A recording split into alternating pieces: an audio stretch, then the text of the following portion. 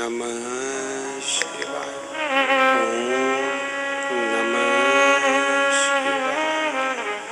विश्वनाथ भगवान की, महाकाल राजा की, सीताराम सरकार की, कुबेरेश्वर महादेव की, संत समाज की, हर हर महादेव, हर हर महादेव, हर हर महादेव, हर।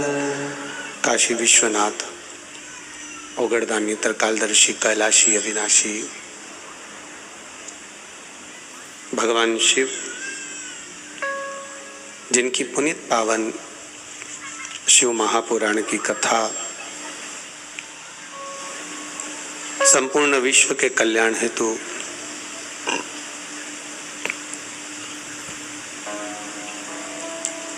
संपूर्ण विश्व के उद्धार हेतु श्रवण करने का सौभाग्य बाबा देवाधिदेव महादेव की कृपा से आप और हमको प्राप्त हुआ है। श्री राम जी महाराज की ये पावन धरा कंजरी, हालोल, शक्तिपीठ मां पावागढ़ का ये पावन प्रांगण, जिसमें परम पूज्य संत शिरोमणि श्री मणिराम दास धामणी पीठाधीश्वर, उत्तराधिकारी श्री परम पूज्य श्री कमल नयन दास जी महाराज अयोध्या से हमारे बीच में विराजमान हैं। परम पूज्य महामंडलेश्वर महंत श्री अखिलेश्वर अन्नदास जी महाराज केंद्रीय धर्माचार्य सरसपुर अहमदाबाद से हमारे बीच में विराजमान हैं। परम पूज्य श्री राम जी मंदिर महंत श्री रामनारायण दास जी महाराज कंजरी से हमारे बीच में विराजमान हैं। परम पूज्य महंत श्री शरदराम जी महाराज जी रौली सांवली से हमारे बीच में विराजमान हैं। परम पूज्य श्री महंत श्री महेंद्र दास जी महाराज वृंदावन से हमारे बीच में विराजमान हैं। कथा मंडप में बहुत सारे संत भी हमारे मध्य में आशीर्वाद देने के लिए आप और हमको इस व्यासपीठ के सम्मुख में विराजमान हैं। सभी संतों के पावन चरणों को दंडवत प्रणाम करते हुए, नमन करते हुए, ये पावन शिव महापुराण कथा के मुख्य यजमान श्री राम जी महाराज, श्री संजय कुमार जयंती भाई जी पटेल, श्रीमती हिनल संजय कुमार जी पटेल, श्री राहुल कुमार जी नवनीत भाई जी पटेल, श्रीमती रिद्धि राहुल कुमार जी पटेल यूएसए से इस कथा के मुख्य यजमान का पद ग्रहण करे हैं। भगवान देवाधिदेव महादेव की करुणा, कृपा, दया, उदारता कंजरी की इस पावन धरा पर आप और हमको ये पावन कथा सुनने का अवसर प्राप्त हुआ है। गुजरात की ये पावन धरा, जहां नजदीक नजदीक में दो कथाएं प्राप्त हुई। एक बड़ोदरा में हुई, जिसको संपूर्ण माहेश्वरी समाज ने पूर्ण तरह से संभाला और बहुत सुंदर आयोजन को आयोजित किया। उसी के कुछ अंतराल के अंतर्गत ये पावन शिव महापुराण की कथा कंजरी में प्राप्त हुई है। कोरोना काल के समय की ये कथा का भाव था। आदरणीय गुरुदेव कंजरी वाले महाराज श्री रामनारायण जी दास जी महाराज जी, जिन्होंने सीओर पहुंचकर यूएसए से आई हुई बेटियों के साथ में आगे बढ़कर इस कथा को कंजरी वासियों के लिए यहाँ लेकर आए हैं। आदरणीय गुरु जी को बहुत बहुत साधुवाद।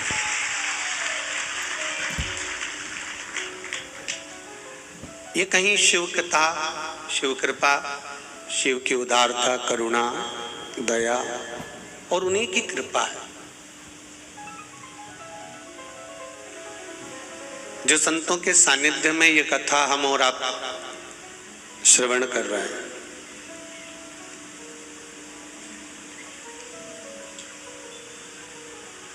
कोई साधारण सा विषय या साधारण सा कोई पुराण या कोई आनंद नहीं है जिसको ये कान से सुना, ये कान से निकाल दिया। ये शिव महापुराण की कथा जो जीव हृदय चित्त से धारण कर लेता है, मन से अपने भीतर उतार लेता है और जिस भाव से श्रवण करता है वो देवाधिदेव महादेव जो लंकाधिपति रावण को सोने की लंका दे सकते हैं, भस्मासुर को अपने हाथ का कंकण दे सकते हैं, कुबेर को कुबेर पद प्रदान कर सकते हैं, इंद्र को अपनी सत्ता दे सकते हैं, भगवान नारायण को जो लक्ष्मी प्रदान कर सकते हैं, भगवान राम के लिए स्वयं समुद्र के किनारे रामेश्वर के रूप में विराजमान हो सकते हैं, जो भगवान कृष्ण के लिए नागेश्वर और सोमनाथ के रूप में विराजमान हो सकते हैं, जो संपूर्ण विश्व के कल्याण के लिए केदारेश्वर बनकर विराजमान हो सकते हैं, वो देवाधिदेव महादेव आपको भी कथा श्रवण करने वाले को भी खाली नहीं छोड़ सकते, वो भी कुछ ना कुछ आनंद दे ही सकते हैं। क्योंकि ये शिव भक्ति ही कुछ ऐसी,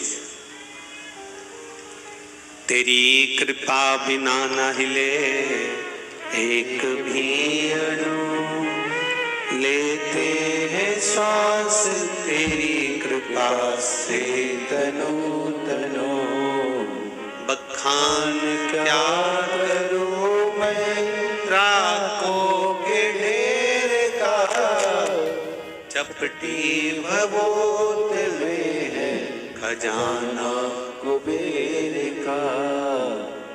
महाराज अभी पूज्य गुरुदेव अपनी वाणी से कह रहे थे कि ये पुराण है,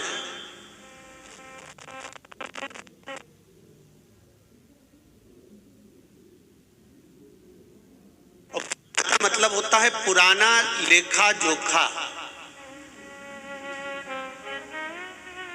जो आज का नहीं है। आपको अपना पुराना अगर लेखा जोखा उठाना है, आपको अपना पुराना कुछ देखना है तो तहसील में जाना पड़ेगा, और तहसील में जाकर आप अपना पुराना इतिहास, आपके दादाजी की कितनी प्रॉपर्टी थी, कहाँ पर तुम्हारा मकान था, क्या नंबर था, क्या खसरा नंबर था, ये पूरा रिकॉर्ड आप तहसील में जाकर देख सकते हो।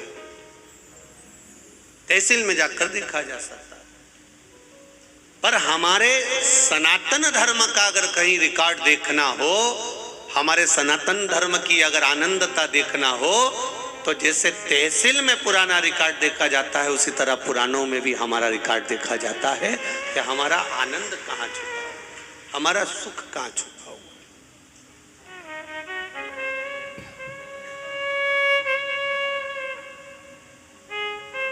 शिव भक्ति सारी समस्या का हल, एक लोटा जल।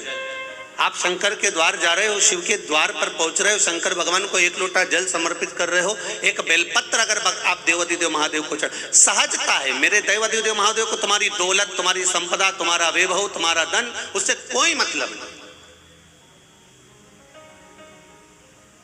अगर दौलत से मतलब होता मेरे देवाधिदेव महादेव को, तो रावण ने भगवान शंकर से कहा था, भोलेनाथ कैलाश पे रहते रहते तुम्हें बहुत समय हो गया, अब मैं तुमको लंका लेकर जाना चाहता हूं, सोने की लंका में आप रहिए, स्वर्ण की लंका में आप विराजमान रहिए, चलिए मेरे साथ, आप सोने की लंका में चलिए। भगवान जानते हैं कि ये लंका अधिपति रावण है,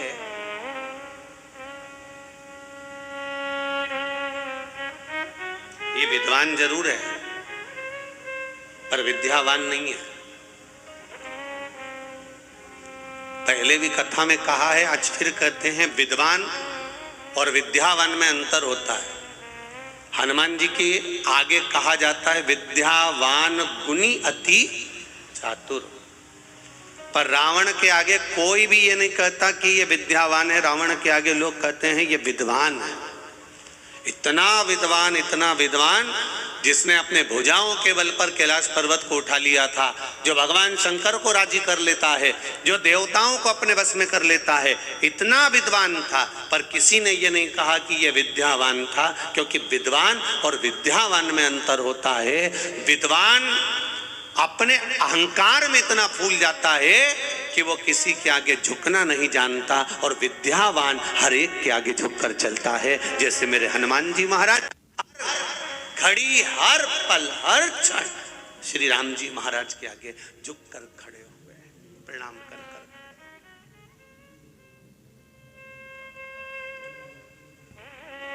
मेरे राम जी महाराज के आगे मेरे हनुमान जी महाराज हमेशा नम्र होकर झुककर खड़े।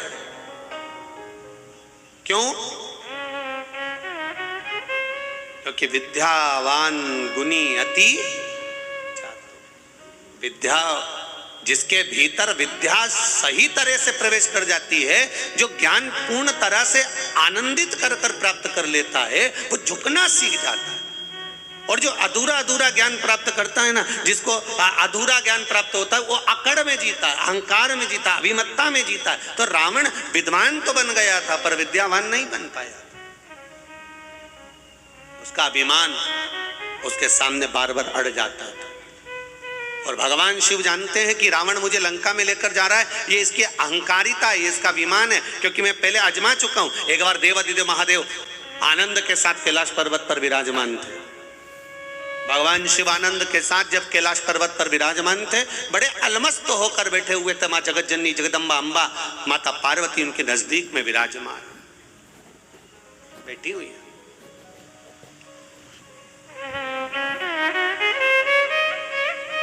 विशर्वा बाबा के पुत्र कुबेर भी हैं और विशर्वा बाबा के पुत्र लंकाधिपति रावण भी।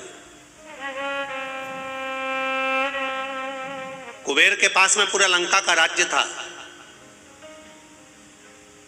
पर कुबेर को रावण का जो व्यवहार था वो अच्छा नहीं लगता था। इसलिए कुबेर ने हाथ जोड़कर अपने पिताजी से कह दिया कि मुझे ये लंका का राज्य नहीं चाहिए, मैं ये छोड़कर जा रहा हूँ, मैं अलग कोई अलकापुरी का निर्माण कर कर उसमें मैं विराजमान हो जाऊंगा।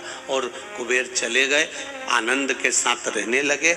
जब रावण की सत्ता लंका पर आ गई और लंका पर जब सत्ता आई, जब वैभव प्राप्त हो गया, तब रावण ने उपद्रव मचाना प्रारंभ कर दिया, क्योंकि अभिमान इतना समाया हुआ था, अहंकार इतना समाया हुआ। एक बात अपने जीवन में उतार कर रखिएगा,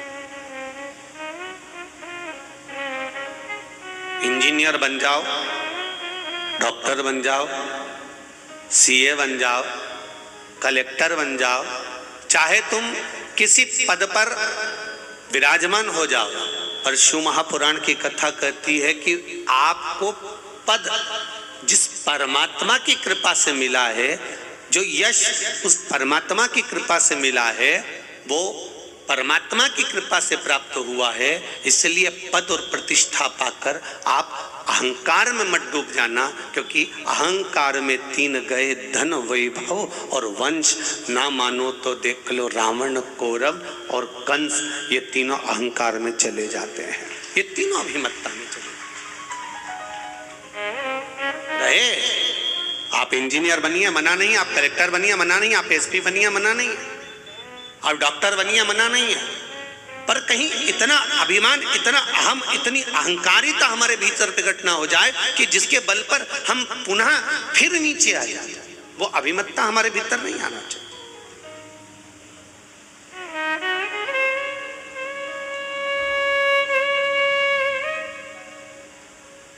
और जिस दिन हमारे भीतर वो अभिमत्ता प्रकट हो जाती है, उस दिन हम भगवान से दूर हो जाते हैं, हम परमात्मा से दूर। जब अभिमत्ता चली जाती है फिर हम परमात्मा के करीब में आ जाते हैं, वापिस पुनः भगवान के पास। शिव कथा कर रही है, लंकाधिपति रावण को मालूम पड़ा, कुबेर जी को मालूम पड़ा कि लंकाधिपति रावण ने उपद्रव मचाया है, और ऐसा उपद्रव मचाया है कि पूरी तरफ हाहाकार मच गया। संतों को कष्ट देना, ब्राह्मणों को कष्ट देना, साधुओं को कष्ट देना, सन्यासियों को कष्ट देना, तपस्वियों को कष्ट देना, ये रावण ने देवताओं को कष्ट देना प्रारंभ कर दिया। तब कुबेर को मालूम पड़ा, तो कुबेर ये विचार करे मैं अपने भाई को समझाऊं तो मैं ना जाऊं, किसी दूसरे को भेज दिया। करना चाहिए। परिवार यदि टूट रहा है,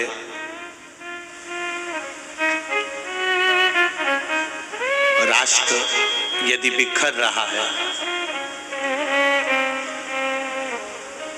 अभी परम पूज्य गुरुदेव ने कहा कि राष्ट्र को आपको और हमको संभालना पड़ेगा। ये पूज्य गुरुदेव अभी कहे, कोई दूसरा नहीं संभालेगा, आपको स्वयं संभालना है, आपको स्वयं निभाना है।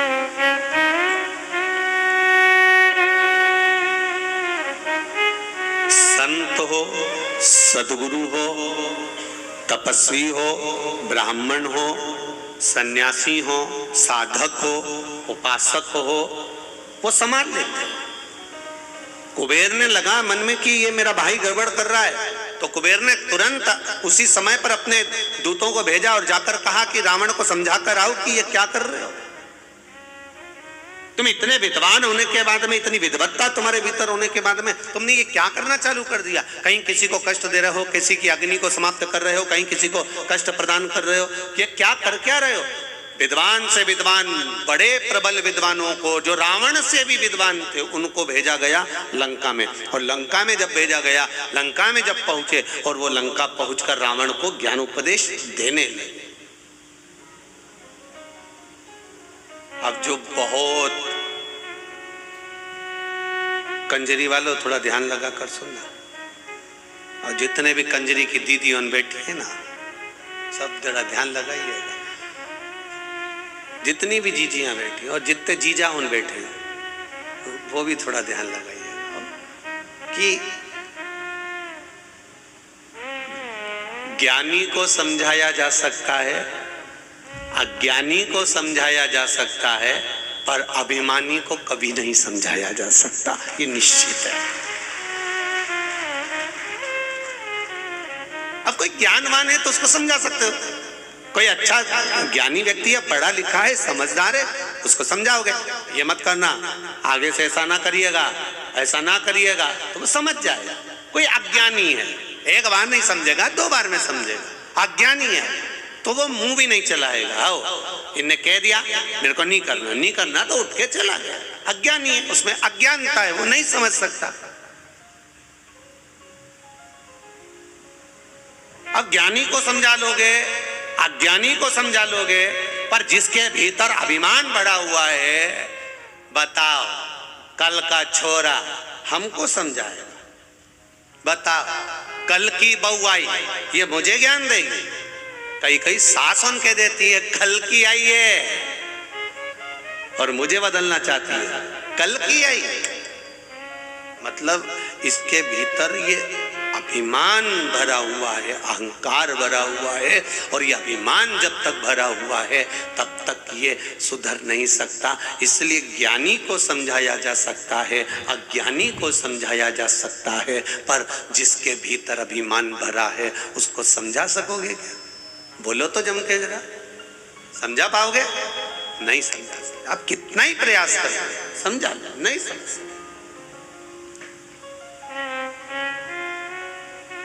सास कह रही है गुड़ को गर्म कर, उसमें तिल्ली भूंज के डाल दे, लड्डू बन जाएगा। पर बहू नहीं, मैं तो गुड़ को फोड़ूंगी, उसमें कच्ची तिल्ली बिना सीखी डाल दूंगी, और ऐसे ऐसे गोल गोल करके लड्डू बना दूंगी। हो गई संक्रांति, लड्डू तैयार। अब सास कह रही है कि थोड़ा सेक ले, थोड़ा गुड़ को गर्म कर ले और तिल्ली को सेक कर लड्डू बनाएगी तो अच्छा बनेगा। अब उसको तो भीतर इतना अभिमान भरा था, मैं तो सीख के आई हूँ, मुझे तो सब मालूम है, और बैठी 4 घंटे तक वो रेसिपी बुक लेके, और रेसिपी बुक में जैसा लिखा था। और ऐसा जरूरी नहीं है कि कभी कभी रेसिपी बुक भी गड़बड़ कर जाती है। एक नई नवेली बहू आई और सास ने उसको कह दिया, बेटा मेरा मन कर रहा है, मेरा मन कर रहा है, तू एक काम कर, थोड़ी सी आइसक्रीम बना ले, मेरा मन कर रहा। बहू ने कहा, मम्मी तुम भी क्या आइसक्रीम खाना? अब भी बनाती हूँ। उसने तुरंत आटेची में से रेसिपी बुक निकाली, 2 किलो दूध धीमी आंच पे रखो, गैस चालू करो, फिर धीरे धीरे उसको हिलाओ। अब वो हिलाते हिलाते उसमें बेकिंग पाउडर डालो, और क्या क्या डलता है तुम्हें मालूम होगा, इलायची का पाउडर डालो, फिर धीरे धीरे उसका पूरा रेसिपी बुक तैयार करी। अब वो तैयार करा, और तैयार करने के बाद में फिर उसने पड़ा 1 घंटा फ्रिज में रखो। अब ये गई और करी आई जो जैसा जैसा लिखा था। 2 घंटे के बाद सास ने फ्रिज खोला, और फ्रिज खोला तो बहू को आवाज लगाया, बेटा, ओ बेटा, बहू, हाँ माँ, इधर आ, ये मंदिर का घंटा फ्रिज के अंदर किसने रखा? बहू तुरंत पल्लू लेके बोली, माँ मैंने रखा है। क्यों? बुक में लिखा था 1 घंटा फ्रिज में रखो, इसमें लिखा 1 घंटा फ्रिज। सास ने बुक को लिया और माथा से ठोका, अरे ओ पगली, वो बुक में लिखा था जो तूने घोल बनाया था उसको 1 घंटा फ्रिज में रखना था, तू मंदिर का घंटा लाके फ्रिज में रख दिया। अब बताओ, वो आइसक्रीम तैयार हो, वो आइसक्रीम बने। तो ज्ञानी को समझा सकते हो, बोलो बोलो आगे बोलो, अज्ञानी को समझा सकते हो, पर वो तो बढ़िया एकदम तन्न होकर अब अभिमानी को नहीं समझा सकते कि साहब ये रेसिपी ऐसी बनेगी। तुम समझा, उसको समझाना मुझको।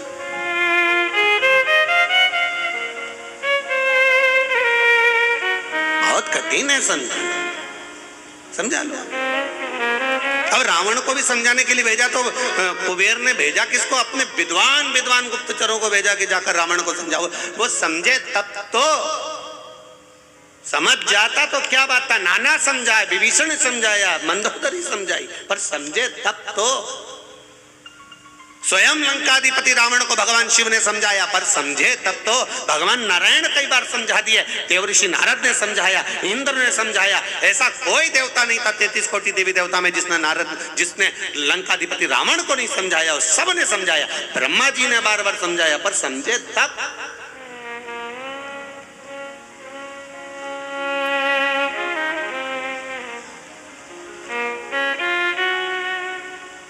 समझ में तो आए इसको।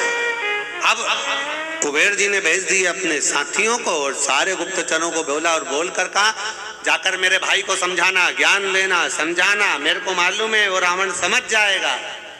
इसमें से एक बहुत विद्वान गुप्तचर था, उस गुप्तचर ने तुरंत कुबेर जी को कह दिया, आप कह रहे हो आपका भाई ये समझ जाएगा, मैं जानता हूं समझ जाएगा।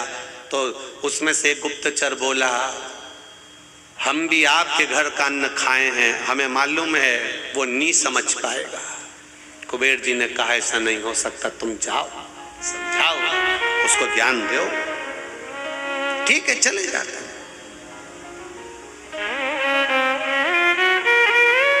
बहुत मिलेंगे आपको भी। अभी कंजरी में तुम कथा चालू हुई, आज तो पहला दिन है। कई लोग कहेंगे क्या होता है शिव महापुराण की कथा सुनने से, क्या होता है शिव पुराण में जाने से, बहुत ज्ञान देंगे। क्या होता है शंकर जी को 1 लोटा जल चढ़ाने से, क्या होता है बेलपत्री चढ़ाने से। क्या होता है राम नाम बोलने से, क्या होता है कृष्ण नाम बोलने से, क्या होता है शिव नाम बोलने से, क्या होता है श्री शिवाय नमस्तुभ्यम बोलने से, क्या होता है नमः शिवाय बोलने से, क्या होता है ओम नमः शिवाय बोलने से। कहीं कहीं बोलेंगे, कहे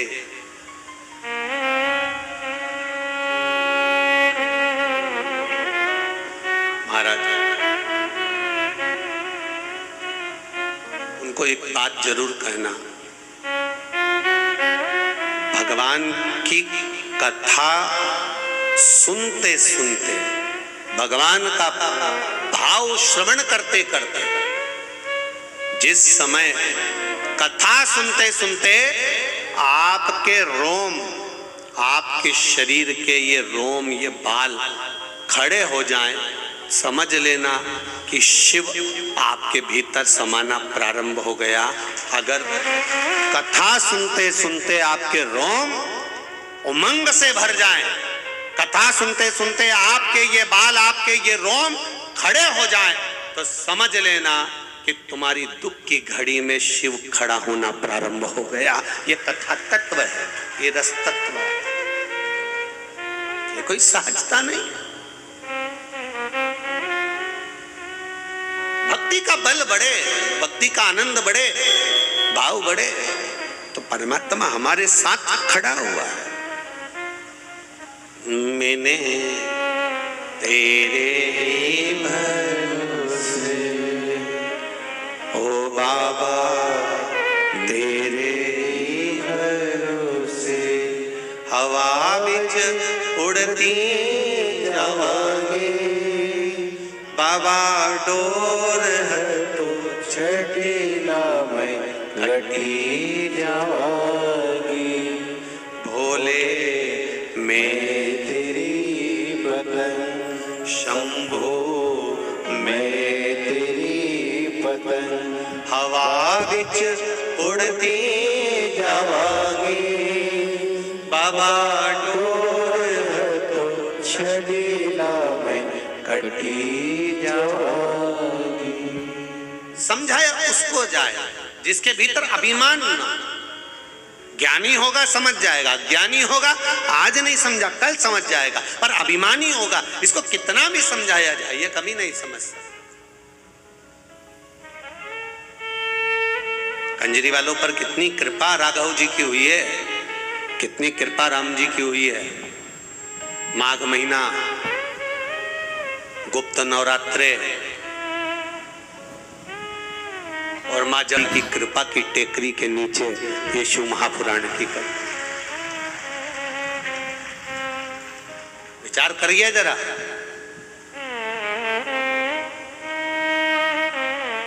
और आने वाले भक्तों को कितनी कृपा माँ जगत जननी पावागढ़ वाली माँ भद्रकाली ने कृपा करी होगी। जरा विचार करना कि उसने कंजरी में कथा भी रखी। आदरणीय गुरु महाराज, हमको नहीं मालूम था कि गुप्त नवरात्रे में कथा, ये तो माँ की कृपा थी और स्मरण में आया कि गुप्त नवरात्रे में शिव महापुराण की कथा, वो भी पावागढ़ वाली माता के इस चरणारविंद में हो। कितना दुगना तिगना लाभ, संतों का दर्शन हो रहा है, राम जी का आनंद प्रसाद, महाप्रसाद भी रखा। जो आए हुए भक्त हैं, जो रुकने वाले भक्त हैं, उनके लिए जो महाप्रसाद की व्यवस्था रखी। हमने पूज्य गुरुदेव जी से पूछा, संत जी से पूछा कि यहाँ पंडाल के आसपास भोजन भंडारा कहाँ रखा आपने? तो महाराज जी बोले, गुरु जी वो भोजन भंडारा तो राम जी के चरणों में रखा है, राम जी के चरण। मतलब भोजन बनाने वाला भी हलवाई नहीं है, भोजन बनाने वाला भी कोई दूसरा नहीं है। सीता जी रसोई बना रही है, राम जी खुद खड़े होकर बनवा रहे हैं। जरा विचार करिए, कथा कितनी, अभी तक के समय में जितनी कथा हुई है उस कथा में ये कुछ हटकर ही है। जहां गुप्त नवरात्रे में माँ पावागढ़ वाली के चरणों में, भद्रकाली माता के चरणों में, और राम जी स्वयं रसोड़ा चलाए और ये कथा हो जाए, इससे बढ़कर सुख और क्या चाहिए। और ये कथा करवाने वाला भी कोई दूसरा नहीं। गर्भ में बच्चा था जो दीदी हैं, और गर्भित बालक को और उनकी माता को दोनों को कोरोना का क्रम, और डॉक्टर कह रहे हैं कि बड़ा मुश्किल है, परंतु इनके इंडिया से, भारत से जो उनके रिश्तेदार थे उसने कह दिया तू एक काम कर, मैं विदेश में भी श्री शिवाय नमस्तुभ्यम बोल, शिव की कथा सुन, हो सकता है बच जाए। और बाबा की कृपा से वो बालक बाबा की करुणा से आनंद पाया। और साथ में एक बहन और जिसके पति को भी तकलीफ हो गई और बाबा ने उसको साध लिया। दोनों बहनों ने मिलकर बड़े आनंद के साथ ये शिव महापुराण की कथा करी थी। बड़ा आनंद है, ये कोई साधारण नहीं है। समझाओ, मेरा आपसे भी निवेदन है, जो बहू तुमसे समझ जाए उसको समझा लो, जिसको समझा सकते हो उसे समझाओ। जो अभिमान में फूल गया उसको समझाने की जरूरत नहीं है, क्योंकि तुम उसे समझा सकते ही नहीं हो, चाहे कितना ही प्रयास करो, कितना प्रयास करोगे, हो ही नहीं सकता।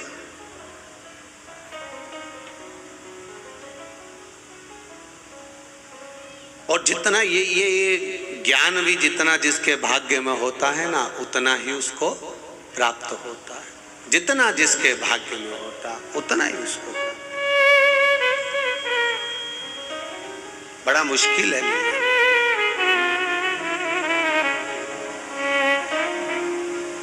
मेरे भोले के दरबार में सबका जितना जिसके भाग्य में होता हो, जितना जिसके भाग्य में होता उतना ही वो पाता है। मेरे भोले के दरबार में सबका खाता है। शिव लहरी के दरबार में शिव का खाता है।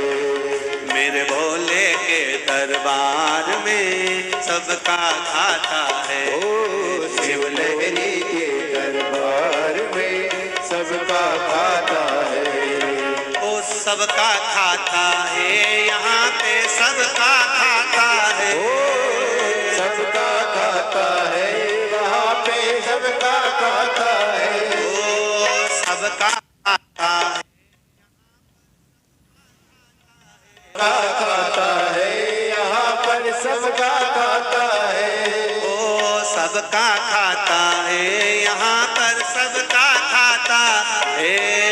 सबका खाता है, यहाँ पर सबका खाता है। मेरे भोले के दरबार में सबका खाता है। मेरे भोले के दरबार में सबका खाता है। शिव लहरी के दरबार में सबका खाता है। शिव लहरी के दरबार में सबका खाता है।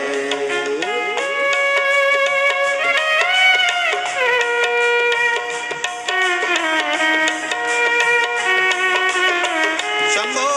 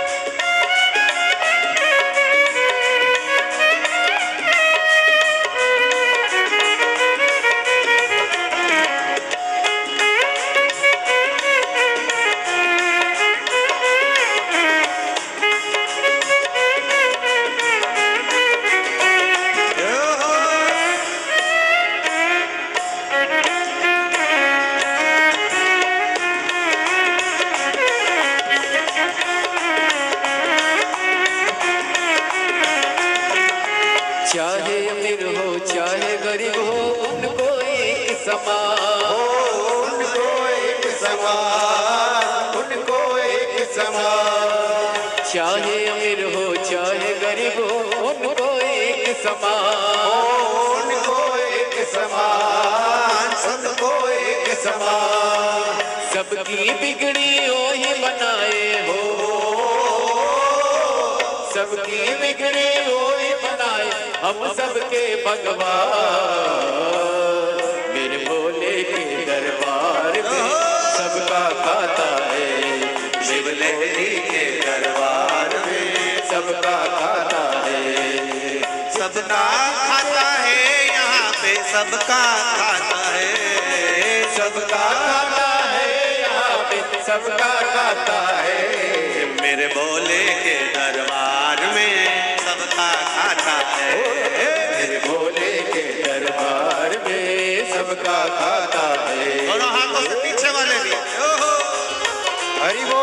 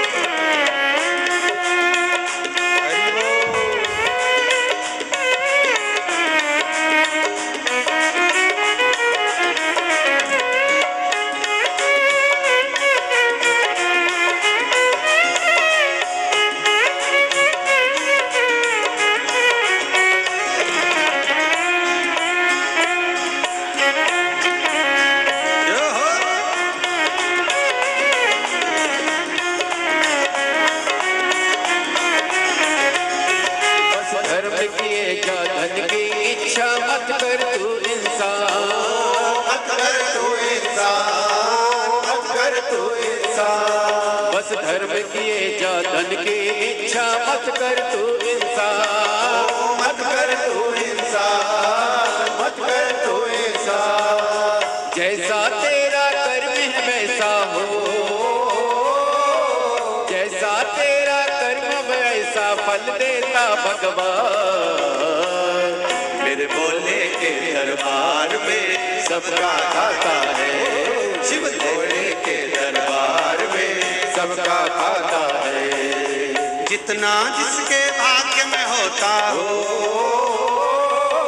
जितना जिसके भाग्य में होता उतना ही फल पाता है।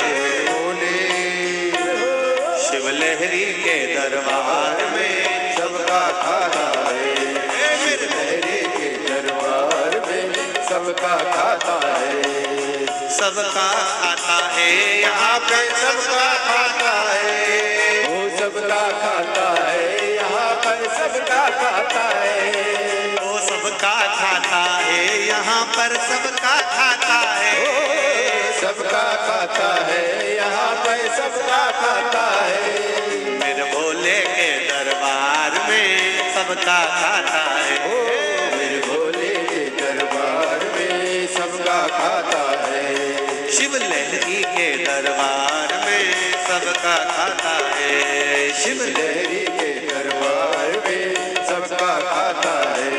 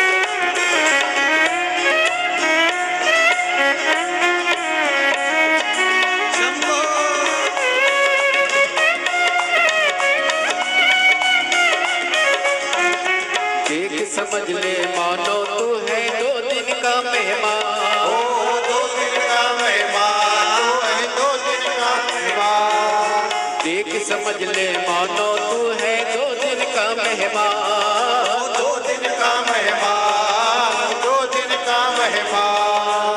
कितने आकर चले गए हैं हो, कितने आकर चले गए कोई जाने को तैयार। मेरे भोले के दरबार में सबका खाता है, मेरे भोले के दरबार में सबका खाता है। शिव लहरी के दरबार में सबका खाता है। शिव लहरी के दरबार में सबका खाता है।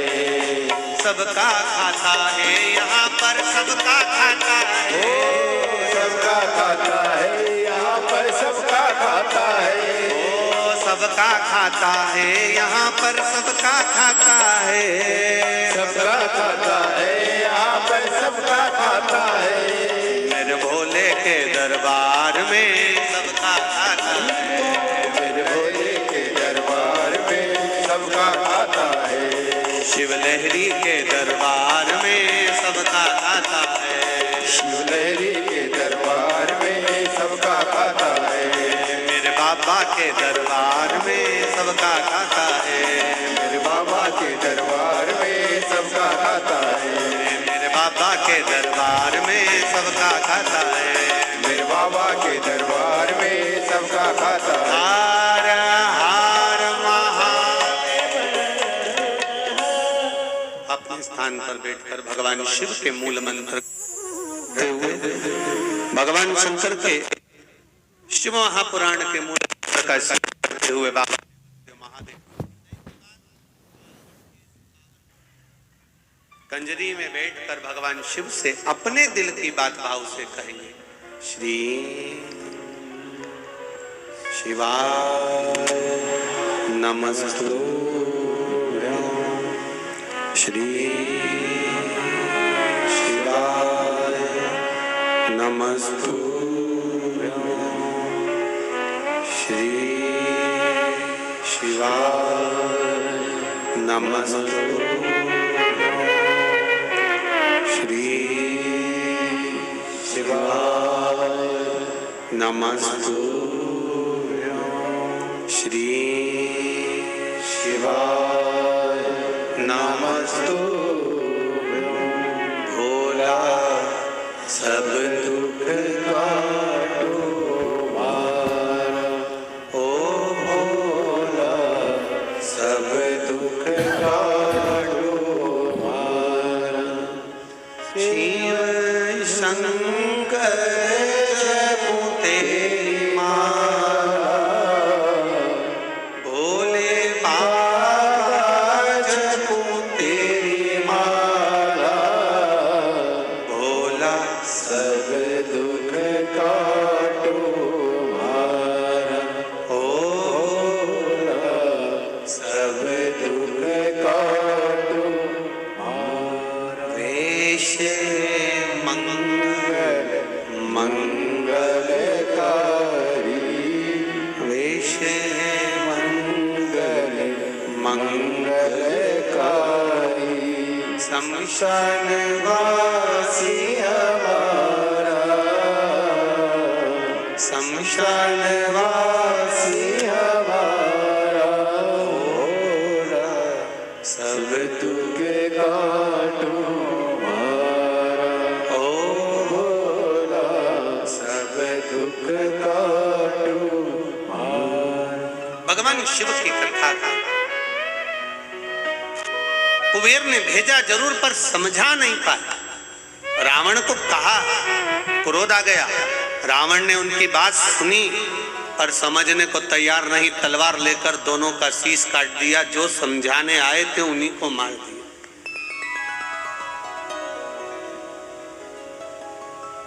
हमारी भी आदत है, कोई अगर समझाता है, ज्ञान देता है, तो हम भी शीश नहीं काटते, उसकी बात काट देते हैं। हमारी भी आदत है।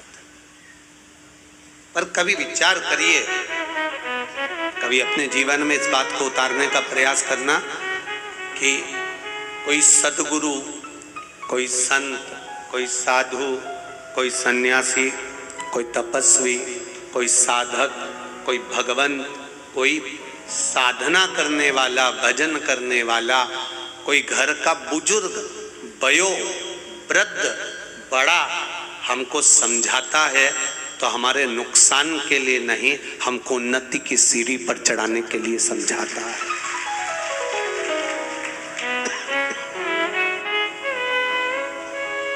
हमें उन्नति की सीढ़ी पर चढ़ाने के लिए समझा रहा है। अगर वो ज्ञान दे रहा है तो हमको उन्नति की ओर बढ़ाने के लिए ज्ञान दे रहा है।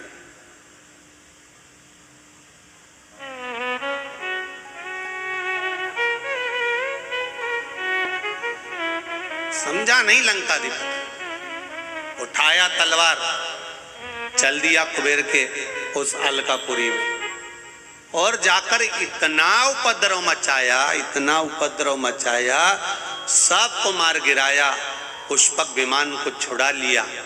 कुबेर को देवताओं ने ले जाकर एक स्थान पर छुपा दिया जहां उनका उपचार हुआ, वो ठीक हो गए।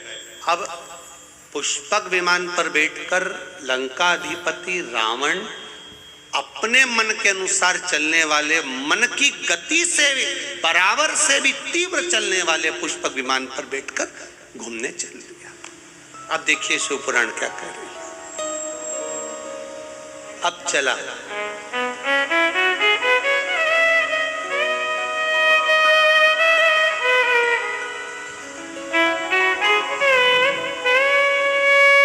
अच्छा, ऐसा नहीं है। पुष्पक विमान पर जब वो बैठा,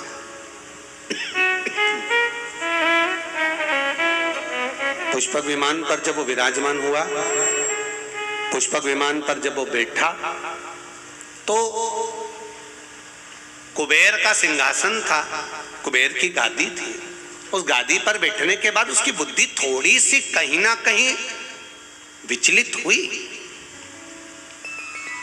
कहीं ना कहीं उसमें विचलितता आई। बैठा वो, क्यों कहते हैं तीर्थ में जाकर बैठो, क्यों कहते हैं सतगुरु के चरणारविंद में बैठो, क्यों कहते हैं कथा में जाकर बैठो, क्यों कहते हैं किसी पवित्र नदी के तट पर जाकर बैठो, क्यों कहते हैं जहां संतों ने तप करा हो, साधुओं ने तप करा हो, सन्यासियों ने तप करा हो, कहीं तपस्या साधना करी हो, उस स्थान पर जाकर बैठो। क्यों कहते हैं कहीं धुपाड़ा जल रहा हो, हजारों वर्ष का, सालों निकल गए, उस धुनी को रमते रमते संतों को उस धुनी के पास जाकर बैठो। क्यों कहा जाता? उस स्थान पर बैठने का फल कुछ अधिक प्राप्त हो जाता। जैसे समझो उसको, एक बस का ड्राइवर चाय पीने चला गया। काय का ड्राइवर? बोलो बोलो, जम के बोलो जरा। अच्छा और जम के बोलो। बस का ड्राइवर गया क्या पीने? चाय पीने। और कोई व्यक्ति उस ड्राइवर की सीट पर जाकर बैठ गया और उसने स्टीयरिंग पकड़कर यूं यूं हिला रहा था। इतने में तुम हाथ पहुंच गए। अब तुम्हें थोड़ी ना मालूम कि ये बस का ड्राइवर नहीं है। तुमने कहा क्यों साहब, ये बस कहाँ जा रही है? ड्राइवर साहब, ओ ड्राइवर साहब, क्या ये बस कंजरी जा रही है क्या? ए ड्राइवर साहब। अब वो ड्राइवर जो स्टीयरिंग पकड़ा था वो, और जैसा वो दूल्हा नहीं होता शादी वाला कितना करता है, बस वैसा वो बस का ड्राइवर एकदम अकड़ गया। देखो मेरे को बस भी चलाना नहीं आती, केवल ड्राइवर की सीट पर बैठा और लोग कह रहे हैं क्यों ड्राइवर साहब बस कहाँ जा रही है? कंजरी जा रही क्या? पावागढ़ जा रही क्या? मतलब उसकी वैल्यू कितनी हो गई केवल सीट पर बैठने से। अब वो विचार कर रहा है कि सीट दूसरे की है, बस दूसरे की है, मैं तो केवल सीट पर थोड़ी देर बैठा हूँ, वह चाय पीने गया, उतनी देर में मेरी इतनी इज्जत हो गई। अगर मैं बस चलाना सीख जाता तो मेरी कितनी इज्जत हो जाती। उसी तरह हमारा शास्त्र का है, उसी तरह हमारा शास्त्र का है।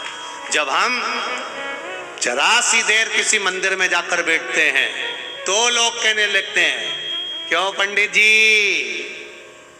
कैसे हो? अब केवल तिलक लगाया, केवल मंदिर में बैठा, केवल मंदिर में, तुम कथा में जाकर बैठ जाओ।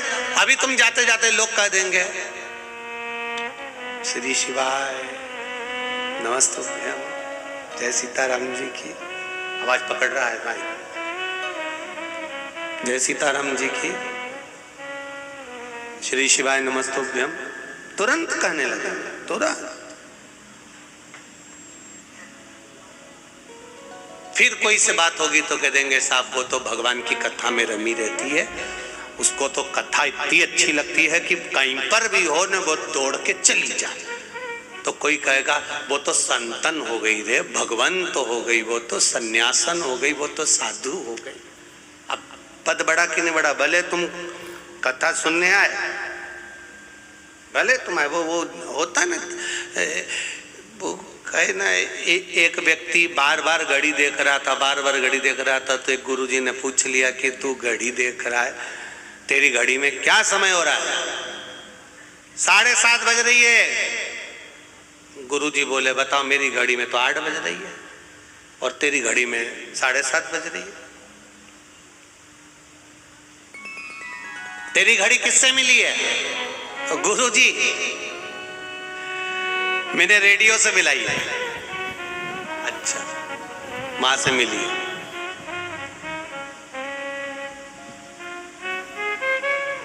अब फिर उन्होंने दूसरे से पूछा, तेरी घड़ी में देख 9 बज रही है,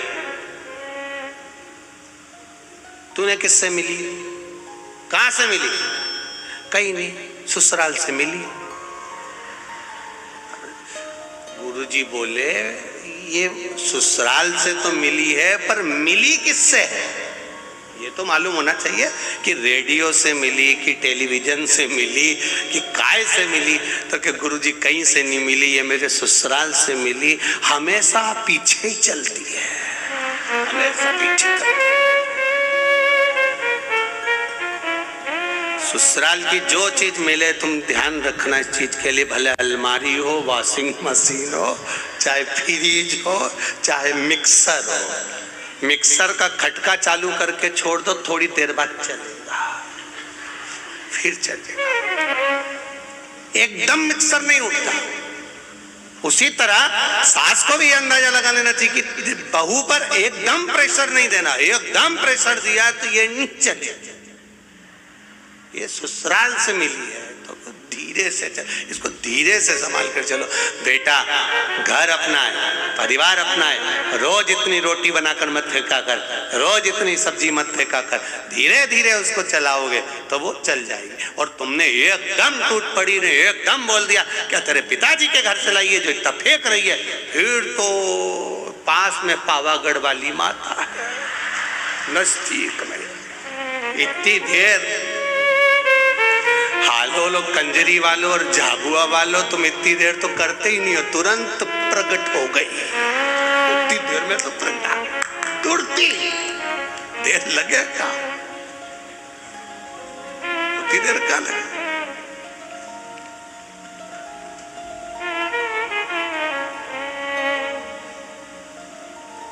महाराज फिर कुछ नहीं, अम्बे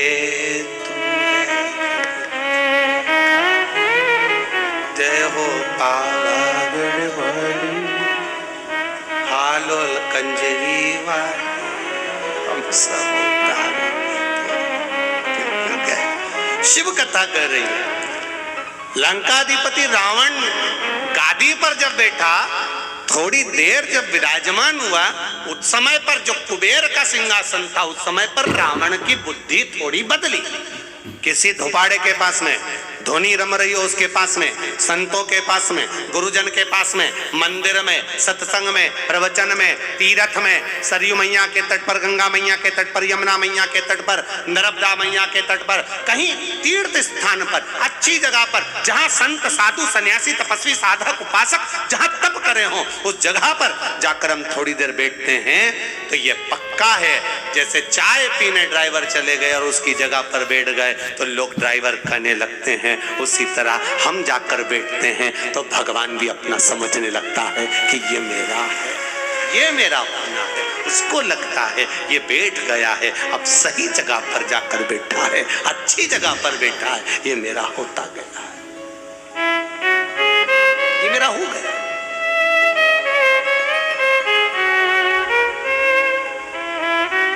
कितनी अविरल भक्ति, समझाया, रावण नहीं समझा, विमान पर बैठा, भाई को मारकर भगाया, सारे पूरे अलकापुरी पर अपना आक्रमण कर लिया।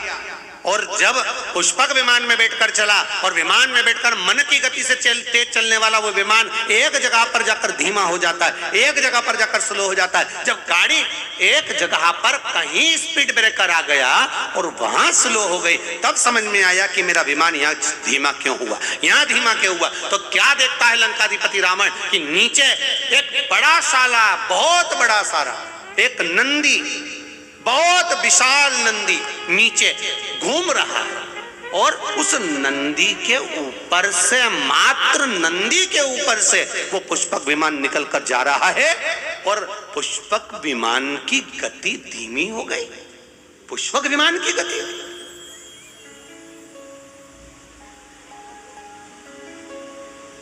रावण के साथ में जितने लोग बैठे थे उस पुष्पक विमान में, सब रावण से कहने लगे, महाराज ये तो मन की गति से तेज दौड़ने वाला पुष्पक विमान है, फिर आखिर ये धीमा कैसे हो गया, ये स्लो कैसे हो गया, इसकी स्पीड कम क्यों हो गई, इसकी गति कम क्यों हो गई। रावण कहता है मुझे समझ में नहीं आ रहा, पर नीचे एक बड़ा सारा नंदी घूम रहा है, वो नंदी घूम रहा है इसलिए इसकी गति थोड़ी कम हो गई है। तो जितने बैठे थे, अब रावण इतना अहंकारी था तो उसको ज्ञान देने वाले कितने अहंकारी होंगे।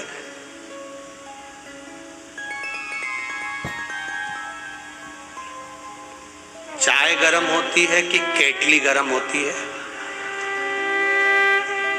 तुम लोग तो कंजरी वालों जरा सी बात में हंस देते हो, हमको लगता है कि तुम लोग कथा पक्के में अच्छे से सुन के बैठे हुए होते हो। अब तुम बताओ कि चाय गरम ज्यादा है कि केतली ज्यादा गरम है? अब उसमें तुम्हें अंदाजा हो जाएगा। हम जहाँ जयेश भाई के यहाँ रुके हैं, नाम जयेश है ना, जयेश भाई के हम जहाँ रुके तो वहाँ पर उन्होंने वो गिलास में गरम गौ माता का दूध वगैरह ला कर दिया आरोगने के लिए, ठाकुर जी के लिए। तो हमने कहा ललित महाराज को ये तो बहुत गर्म है, तो इतने में ललित महाराज बोले नहीं नहीं गुरुजी, दूध तो ठंडा है, गिलास गर्म है। नहीं, दूध ठंडा है पर गिलास गर्म है। अब चाय इतनी गर्म नहीं है जितनी केतली गर्म है।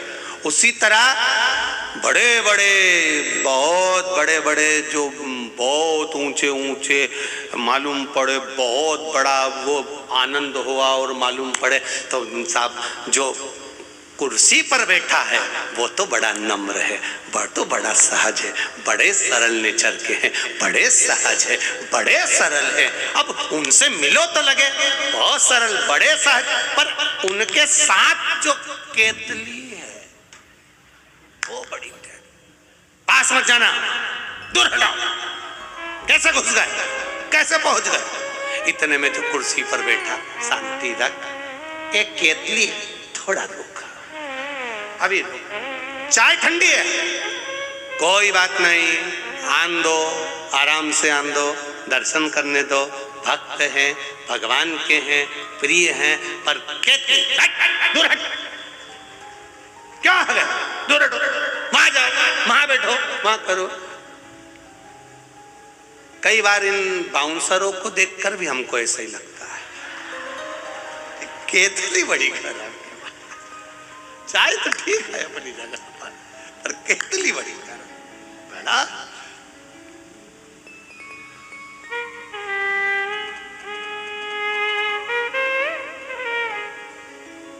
अभी हम आ रहे थे महाराज जी, तो आते आते अयोध्या वाले महाराज जी आए हैं, बहुत सटीक रहना। आके मालूम पड़ा तो महाराज जी तो ऐसे नम्र, ऐसे सरल, हम भी समझ गए कि केतली गरम थी, चाय संत इतना सहज, इतना सरल होता है, ये देखने को मालूम पड़ता है। यहाँ संतों की सभा में संत विराजमान है, यहाँ गुरुजन बैठे, इतनी नम्रता, इतनी सरलता में, क्या सुंदर उन्होंने अपनी वाणी से कहा है। महाराज जी दंडवत करता हूँ, प्रणाम करता हूँ। आपकी सहजता, आपकी सरल, और एक थोड़े से प्रवचन में राष्ट्र उत्थान की भी बात कह देना, थोड़े से प्रवचन में आपके कल्याण की भी बात कह देना, कर देना।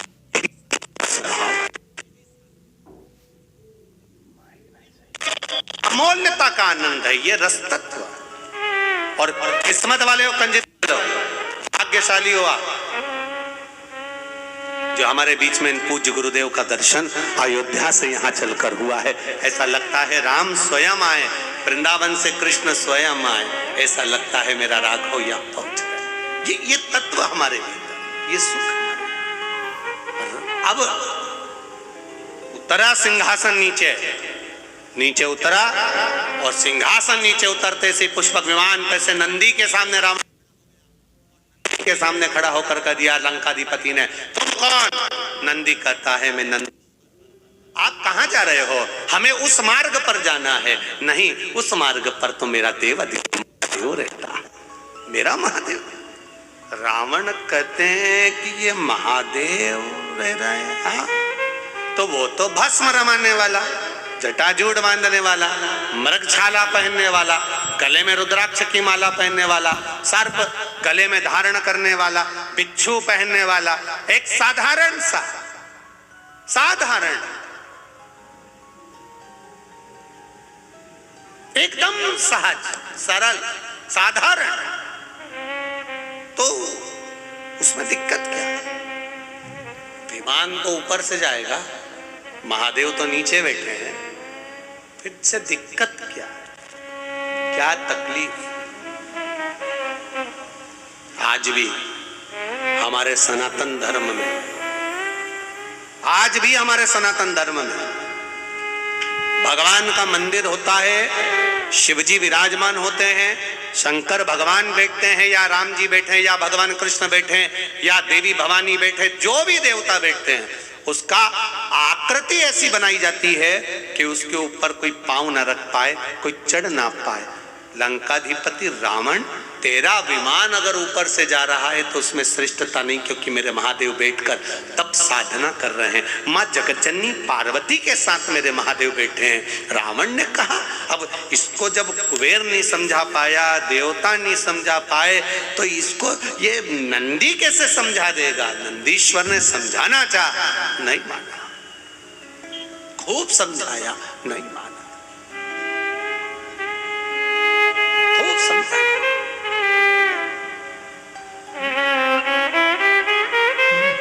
नहीं माना, क्रोध आ गया।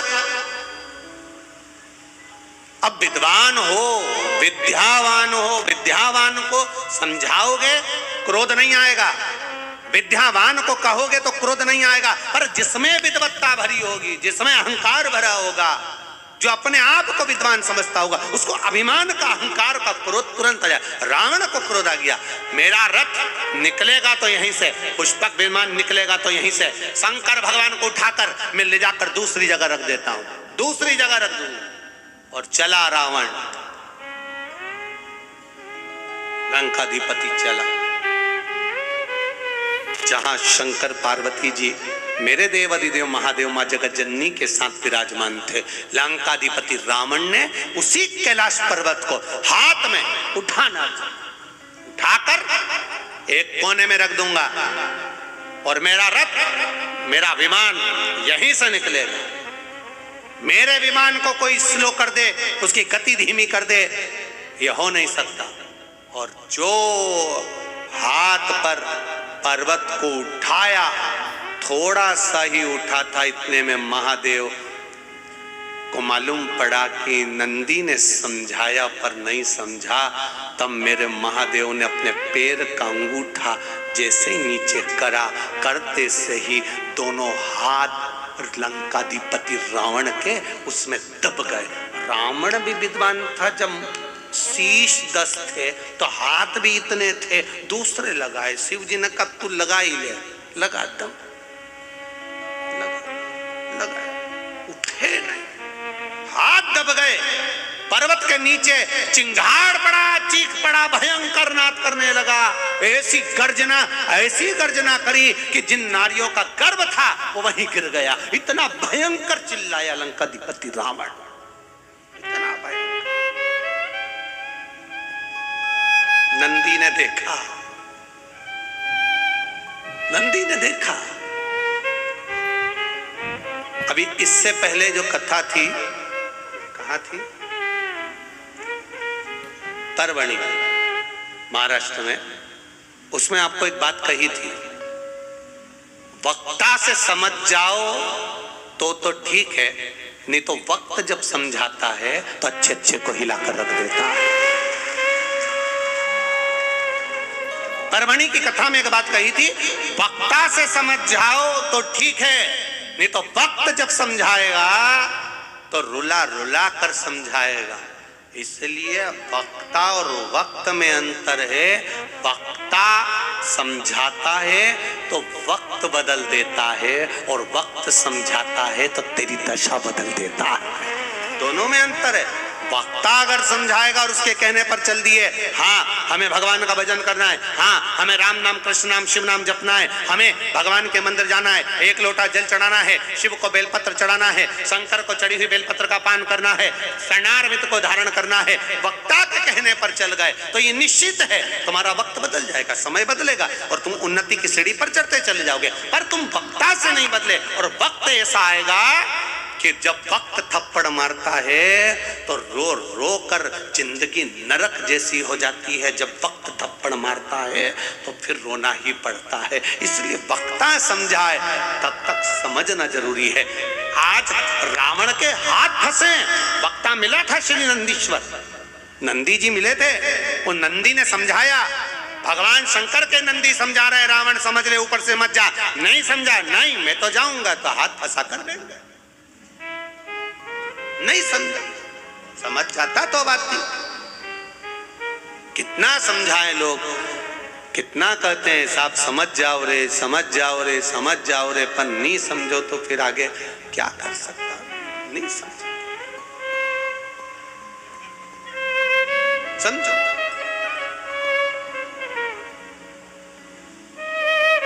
अब बैठे नहीं, रावण चीख रहा है, हाथ दबा हुआ है, चिंगाड़ रहा है, चिल्ला रहा है। फिर कोई नहीं आया।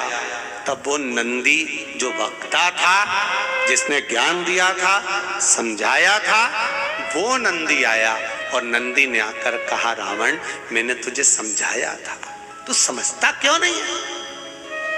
तू क्यों नहीं समझा?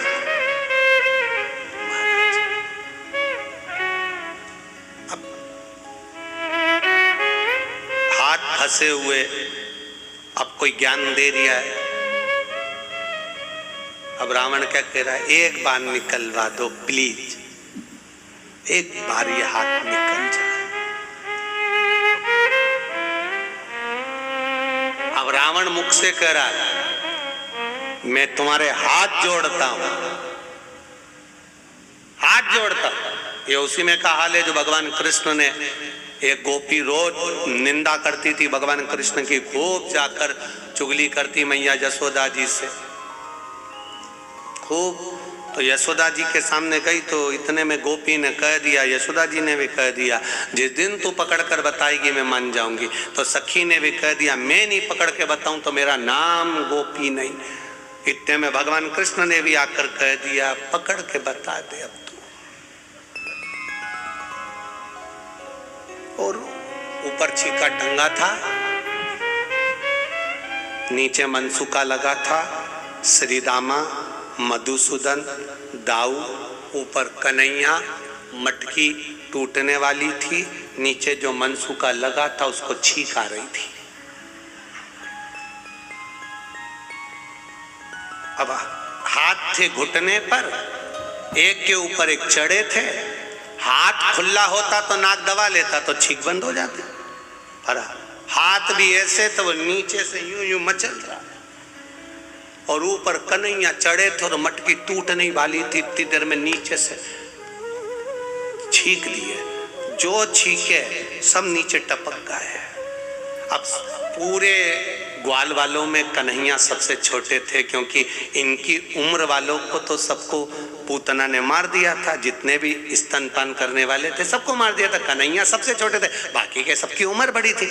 अब जब चोरी करने जाते थे माखन की, तो कन्हैया को तो इनको टोकना पड़ता था, उठाना पड़ता था। जैसे पहले इनको किसी के यहाँ जाना है तो इनको पहले दो अंदर जाओ, फिर इनको खिड़की में रखो, फिर अंदर वाले इनको नीचे उतारें, फिर बाकी के अंदर जाएं। तो सबसे छोटे थे। अब ये सांप और सबसे छोटे को ऊपर चढ़ाया जाता है जिससे वजन नहीं लगे, और चढ़ गए और जो गिरे नीचे। अब उस समय कन्हैया को बोलना भी नहीं आता था इतना। अब सब भाग के यमुना जी के घाट पर पहुंच गए। अब यमुना जी के घाट पर पहुंचे, इतने में कन्हैया ने उसी समय पर पूछ लिया, कौन छीता? अब बोलना तो आ नहीं जाता, थोड़ी तोतरी तोतरी भाषा थी। कौन छीका की जगह बोला कौन छीता। अब हो जाता है कभी कभी वाणी का थोड़ा थोड़ा सा वो हो जाता है। एक वो कहते ना, थानेदार जो था, एक पुलिस वाले ने रात को किसी को रोड पे रोक लिया, आधी रात का समय। क्या है तेरे बैग में?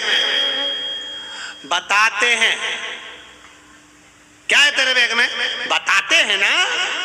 अरे तो बैग में क्या है? बताते हैं ना। इतने में वो पुलिस वाले से रोज भीड़ रहा रात को, पुलिस वाला उसको पकड़ के थाने ले गया। सर, साहब ने पूछा कौन है ये? सर इसके बैग में कुछ है और बता नहीं रहा। कुर्सी पे बैठे हुए टीआई साहब ने पूछा क्या है तेरे बैग में? बताते हैं ना। अरे तेरे बैग में क्या है? बताते हैं ना। इतने में टीआई साहब को गुस्सा आ गया, उन्होंने हवलदार को बुलाया, खोल इसका बैग। उसने जो बैग खोला उसमें से बतासे निकले, जो बतासे निकले। टीआई साहब बोले इसमें तो बतासे। तो बोला मैं तो तब से बोला बताते हैं बताते हैं बताते हैं बताते हैं। इतने में टीआई बोला इसकी दीवानी गड़बड़े, छोड़िए वापिस छोड़ो, वापिस छोड़ो। एक ही बात में लगा है, बताते बताते। अब कन्हैया ने भी कह दिया कौन छीता? कोई नहीं बोला। तब मनसूखा बोला मैं छीका।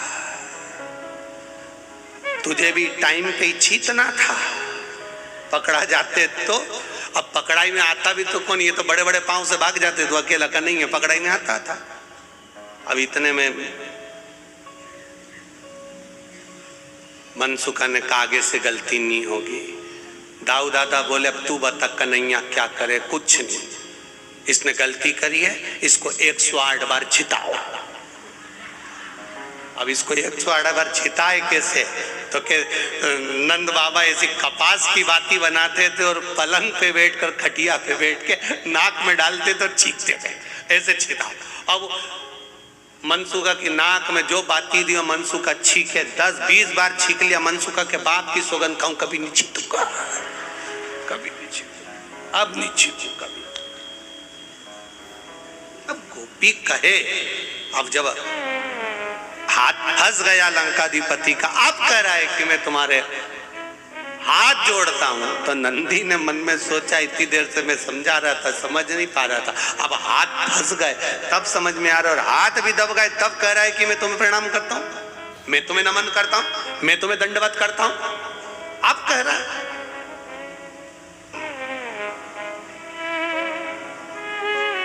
हाथ फंस। हम जब पूरी तरह से फंस जाते, बुरी तरह से फंस जाते, तब फिर हमको याद आता है कि हमें भगवान की शरणागति में जाना है, आखिरी में, अंत। और अगर हम पहले ही पहुंच, एक पत्र आया है बड़ा सुंदर, देखिए।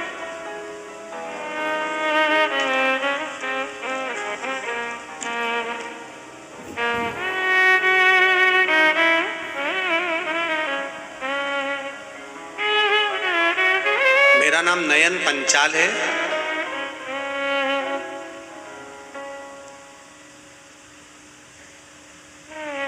अहमदाबाद वस्त्रापुर से हूँ। मोबाइल नंबर ये कहाँ है, आप ही हैं? दोनों हाथ हिला दो एक बार। श्री शिवाय नमस्तुभ्यम, श्री शिवाय नमस्तुभ्यम। मंत्र का क्या बखान करूं मैं, शब्द नहीं है। हम कनाडा टोरंटो में थे, वहीं मेरी पत्नी को पीलिया हुआ, उसे अस्पताल में भर्ती किया गया। डॉक्टर ने बताया कि इसे तो पेट में गठान है और कैंसर की है। कनाडा टोरंटो के बड़े से बड़े हॉस्पिटल में दिखाया गया और उसको कैंसर और कैंसर की गठान बताई गई। हम उसे इंडिया लेकर आए, यहाँ के डॉक्टरों को भी हमने चर्चा करी, उन्होंने भी कह दिया इसको ऑपरेशन करना पड़ेगा, इसके पेट में गांठ है और वो कैंसर की है। तब मेरी पत्नी की एक सहेली, उसने बताया कि श्री शिव महापुराण की कथा आस्था चैनल पर आती है, कभी समय मिले तो उसको सुनो और शंकर भगवान पर एक लोटा जल चढ़ाओ, श्री शिवाय नमस्तुभ्यम का जाप करिए और एक बेलपत्र शिव पर चढ़ी हुई भगवान शंकर से कहकर कि बाबा आप महामृत्युंजय हो और आप दुनिया के दुख हरने वाले हो, मेरा भी दुख, मेरा भी कष्ट हरिए, बाबा से प्रार्थना करें। तब हम शिव जी पे चढ़ा हुआ जल चढ़ाने लगे, अहमदाबाद के डॉक्टरों को दिखाने लगे। डॉक्टरों ने कहा इसका ऑपरेशन करना जरूरी है और तभी डॉक्टरों ने कहा इसको जॉन्डिस कैंसर की, इसको कैंसर जो है वो जो गठान है वो पीलिया के अंतर्गत हुई है और वो बड़ी है और कैंसर तो है ये निश्चित है। तब उसका इलाज चालू हुआ और बाबा की कृपा से हमने भी इलाज करते करते बड़ौदा की कथा जो हुई थी उस कथा को श्रवण किया। कथा सुनने पर हमने बाबा से प्रार्थना करी, बाबा विनती करते हैं इसकी गठान निकले मना नहीं, पर कैंसर ना निकले, ऐसी कृपा कर दीजिए। बाबा की कृपा ऐसी हुई, जब इलाज चालू हुआ गठान को निकाला गया तब बाबा की कृपा से उसको चेक करने के लिए भेजा। तो बाबा से हमने विनती करी थी अगली कथा जब पावागढ़ की होगी, अगर इसको कैंसर नहीं निकला तो हम कथा सुनने के लिए आएंगे, और कैंसर नहीं निकला हम कथा श्रवण करने के लिए आए। जाना था हमको भी कनाडा वापिस, पर शिव महापुराण की कथा पावागढ़ की सुनकर जाएं, क्योंकि बाबा ने कैंसर से बचाया है। अब ठीक है, श्री शिवाय नमस्तुभ्यम बेटी, हर हर। शिव तत्व ही ऐसा था, जब हम कष्ट में घिर जाए, तकलीफ में घिर जाए, तब हमें परमात्मा याद आता। पर शिव कथा करते, शंकर का गुणगान करता है, तेरी कृपा बिना न हिले एक भी अणु, लेते हैं श्वास तेरी कृपा से तनो तनो। बखान क्या करूं मैं राखों के ढेर का, चपटी भगोद में खजाना क्या मिलता है। अब उन्होंने बड़ोदरा की कथा श्रवण करी, वहां निर्णय लिया, बाबा ने स्वीकार किया, पावागढ़ की कथा में आ गए। आपसे भी निवेदन है, 7 दिन की कथा है, परिवार वालों को, घर वालों को, रिश्तेदारों को, नातेदारों को, सबको कह दो 7 दिन मुझे पंडाल में बैठकर कथा सुनना है, मेरे बाबा से लगन लगाना है, मुझे उसका हो जाना है, वो मेरा हो जाए, बस यही एक आदत। सुनो मैं कथा, अब वो क्या देगा।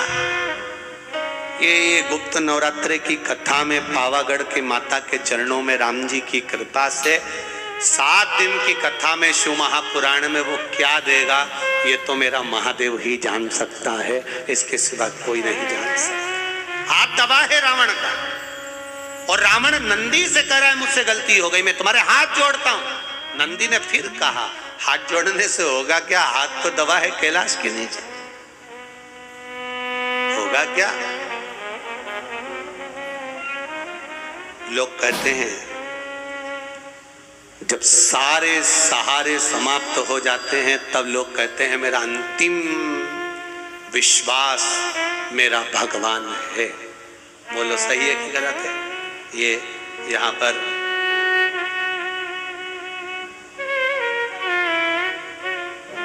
राहुल कुमार जी बैठे हुए हैं। राहुल जी का और जयंती भाई जी बैठे हुए हैं। संजय कुमार जयंती भाई जी। तो जब महाराज जी इन्हीं के स्वास्थ्य में गड़बड़ हो गया था, संजय जी के भयंकर कोरोना, भयंकर तकलीफ, हॉस्पिटल। डॉक्टर ने भी जवाब दे दिया। जब इनकी धर्म पत्नी की आंख में जल भर गया कि अब कुछ भी नहीं बचा, तब महादेव उसे प्रार्थना करी। टीवी के सामने बैठकर शिव महापुराण की कथा सुनते सुनते कहा तेरी कथा में करवाऊंगी, बस इनको अच्छा कर दे।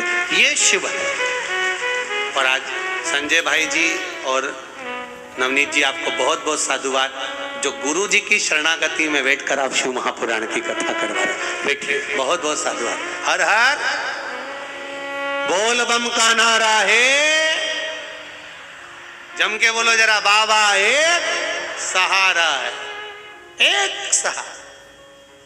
आपका विश्वास, आपकी दृढ़ता, ये छोटे से कस्बे में ये शिव महापुराण की कथा जरा विचार करिए। जो भूतों ना भविष्य थे, कभी सोचा ही नहीं होगा कंजरी वालों ने, हालोल वालों ने कभी नहीं सोचा होगा कि कथा हमारे क्षेत्र में हो जाएगी। पर भगवान ने ये मौका दिया है, तो इस मौके में जब गेंद आई है तो ऐसा चौका लगा लो कि ग्राउंड के बाहर ऐसा चौका लगा लिया।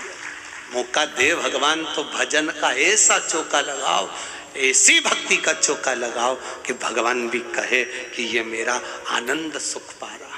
हाथ दब गया लंकाधिपति का, रावण का हाथ दबा, चीख रहा है, चिल्ला रहा है, पर वो निकल नहीं रहा। नंदी से कहा, नंदी मुझसे गलती हो गई, मैं तेरे हाथ जोड़ता हूं, क्षमा मांगता हूं। नंदी कहते हैं मुझसे क्षमा मांग कर क्या करोगे? मुझसे क्षमा मांग कर क्या करोगे? गलती वक्ता कभी नहीं कहेगा कि आप मुझसे क्षमा मांगो। वक्ता कहता है कि आप शिव की शरणागति में जाइए। जो वक्ता तुमसे कहे कि तुम मेरे पास में आओ, मेरे पास बैठो, मेरे करीब में आइए, मेरे नजदीक में आइए, मेरे पास आकर बैठिए, वो श्रेष्ठ नहीं हो सकता। वक्ता जो तुमको ले जाकर भगवान के दरवाजे तक छोड़ दे और कहे कि ये तेरा दुख मिटा देगा, समझ लेना वो श्रेष्ठ, उसमें श्रेष्ठ। करो भजन। हाथ दबा लंकाधिपति रावण का। नंदी कह रहा है मैंने तुझे समझाया, तू समझा नहीं। जब वक्ता से नहीं समझ सकता तो वक्त समझाता, और जब हाथ दब गया पहले ही समझ जाता कि इस रथ को, इस पुष्पक विमान को लेकर यहां से नहीं जाता, रास्ता बदल लेता तो चल जाता। पर तूने अकड़ करी, अहंकार करा, अभिमान करा कि जाऊंगा तो इसके ऊपर से जाऊंगा, बस तो फिर हाथ फंसा। अब निकाल ले। नहीं बोला, नंदी जी भी नहीं बोले। शंकर भगवान ने इशारा कर दिया नंदी को, तू बोलना ही मत, दबे रहने दे इसको, दबे रहने दे।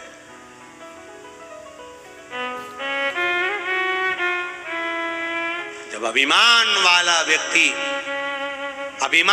व्यक्ति जब किसी जगह पर दबता है तो सारी दुनिया के लोग उसका आनंद लेते हैं। दबे रहने दो, अच्छा है, खूब अकड़ रहा था, खूब अहंकार में था, खूब अभिमत्ता में था, दबे रहने दो। महादेव उस समय पर नंदीश्वर से कहा, तो रुक, इसका अभिमान तोड़ना जरूरी है।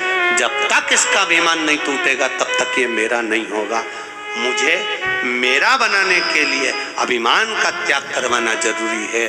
और महाराज हाथ जब दबा रहा, चिंगारता रहा, तब रोता रोता भगवान शिव की स्तुति अब करने लगा, अब स्तुति शंकर की कर रहा, अब शिव की शीश पे गंगा है, गले में रुद्राक्ष माला है, शेषनाग सर्प तुम्हारे कालिया गले में पड़ा हुआ है। हे शिव करुणा करिए, हम तो आपके हैं, हम जान नहीं सकते, हमसे गलती हो गई, क्षमा कर दो।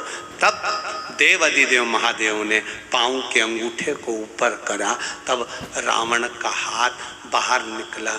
निकलते से रावण बाहर निकलते से ही शंकर जी से बोला, तुम्हें क्या चाहिए?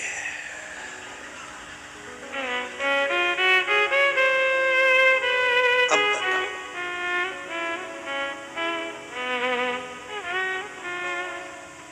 तुम्हें क्या चाहिए?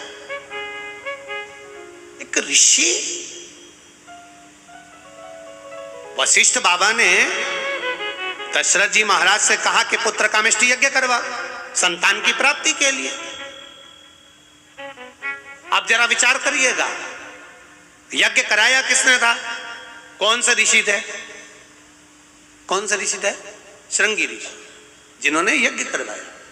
तो श्रृंगी बाबा, अब जरा विचार करो, पूरे पृथ्वी पर, पूरे नगर में, अवध में चारों तरफ सूचना करी गई कि दशरथ जी को पुत्र कामेष्टि यज्ञ करवाना है, दशरथ जी को पुत्र कामेष्टि यज्ञ करवाना है, दशरथ जी को पुत्र कामेष्टि यज्ञ करवाना है। एक एक विद्वान के पास में सूचना गई कि दशरथ जी को पुत्र कामेष्टि यज्ञ करवाना है। यह यज्ञ कोई साधारण व्यक्ति नहीं करवा सकता, यह यज्ञ कोई साधारण सा इंसान नहीं करा सकता। इस यज्ञ को कराने वाला वो होगा जो यज्ञ कराएगा। जिस भूमि पर यज्ञ होगा, उस भूमि को जो कराने वाला यज्ञ करता है, वो उस भूमि को जीवन पर्यंत छोड़कर नहीं जा सकता। जीवन पर्यंत, जब तक उसके प्राण ना जाएं, तब तक वो भूमि को नहीं छोड़ सकता। ऐसा विद्वान कोई मिलना चाहिए जो दशरथ जी के पुत्र कामेष्टि यज्ञ को करवाए। बड़े बड़े विद्वानों के पास सूचना पहुंची, बहुत विद्वानों के पास सूचना पहुंची, पर सब ने मना कर दिया। हम पुत्र कामेष्टि यज्ञ नहीं करवा सकते, हम करवाएंगे तो हमको वहां रहना पड़ेगा जीवन पर्यंत। यज्ञ कर्ता को जीवन पर्यंत उस भूमि पर रहना पड़ेगा, पांव बाहर नहीं निकाल सकता, उसी जगह पर रहना पड़ेगा। कहां जाऊं? कोई ने हाँ नहीं भरी कि हम पुत्र कामेष्टि यज्ञ करवाएं। तब गुरु बाबा ने कह दिया, आप जाओ गंगा के तट पर, बड़े आनंद से वहां श्रृंगी बाबा मिलेंगे और श्रृंगी ऋषि पुत्र कामेष्टि यज्ञ करवाएंगे। उनसे बात करो, बोलो उनको, कहो उनको, करो विनती। श्रृंगी बाबा के पास में सूचना गई, पर यज्ञ के लिए भूमि वो चुनी जाए, पुत्र कामेष्टि यज्ञ के लिए वो भूमि चुनी जाए जिस भूमि को श्रृंगी बाबा को दिया जाए और श्रृंगी बाबा उस भूमि पर जीवन पर्यंत रहे। श्रृंगी बाबा ने कहा, मैं अपनी भूमि को छोड़कर नहीं जा सकता, अगर यज्ञ करूंगा तो इस श्रृंगेरपुर में करूंगा, इसी जगह पर करूंगा।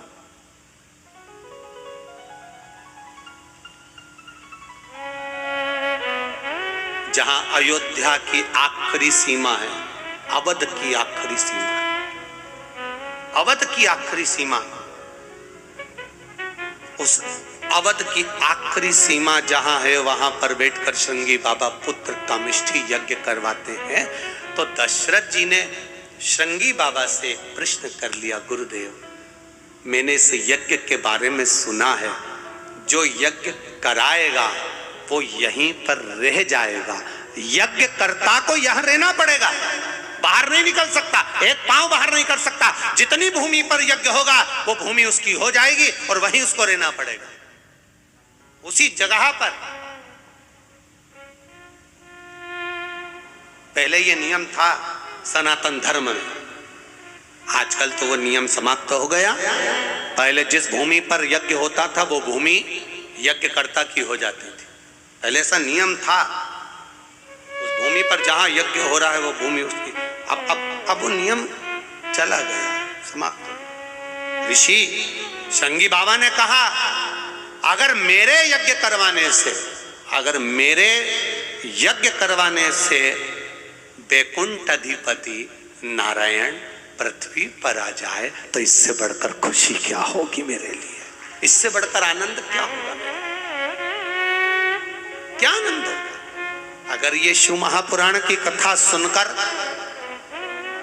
50 लोगों में से अगर 10 का भी अगर आनंद हो जाए और 10 का भी जीवन संवर जाए तो उससे बढ़कर शिव महापुराण की कोई दक्षिणा नहीं हो सकती, कोई आनंद नहीं हो सकता।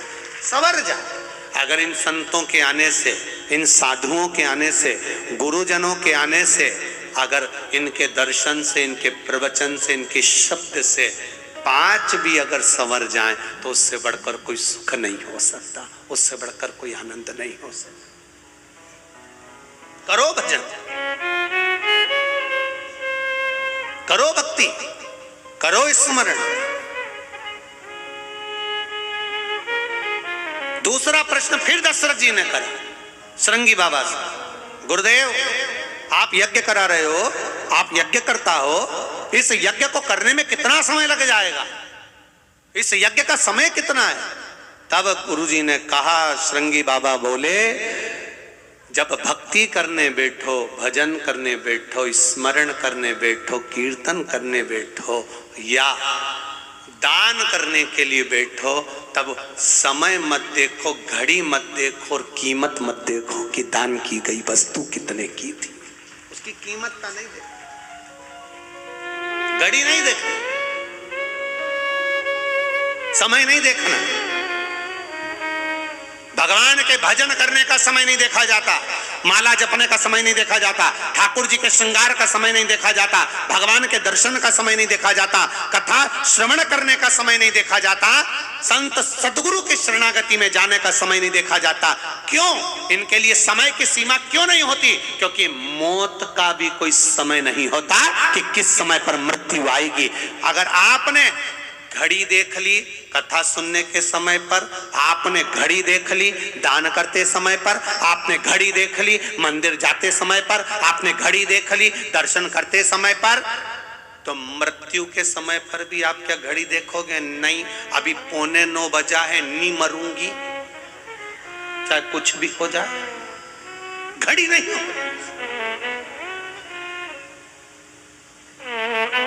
जाएगा जब यहाँ से कुछ भी ना पास होगा, 2 गज कफन का टुकड़ा तेरा लिबास होगा। जाएगा कौन सा? कौन?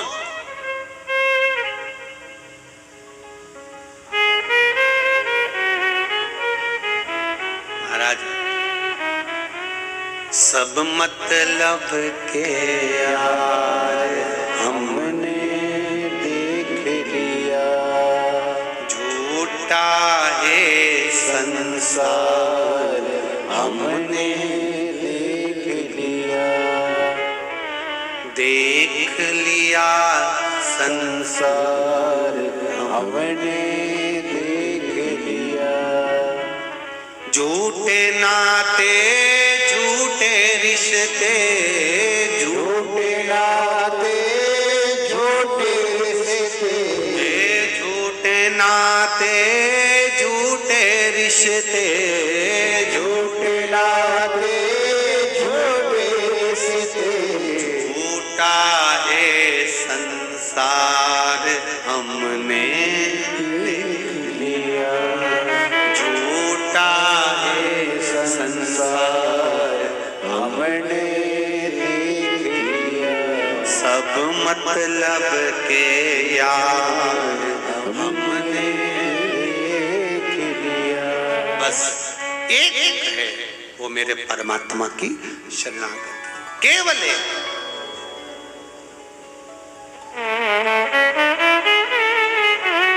और अंत समय प्रभु, बोलो सब, बोलो सबको याद है? हाँ बोलो जरा जम से, अंत समय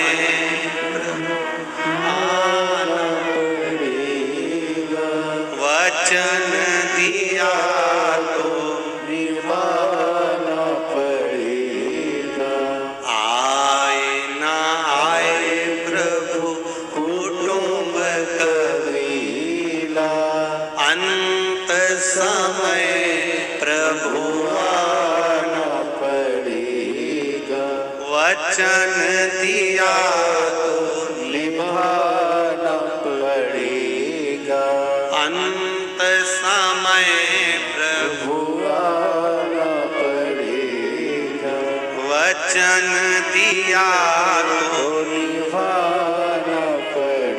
न समय, कोई आए ना आए, परिवार कुटुंब कबीला नाते रिश्ते, कौन आया ना आया, आप जरूर आता है।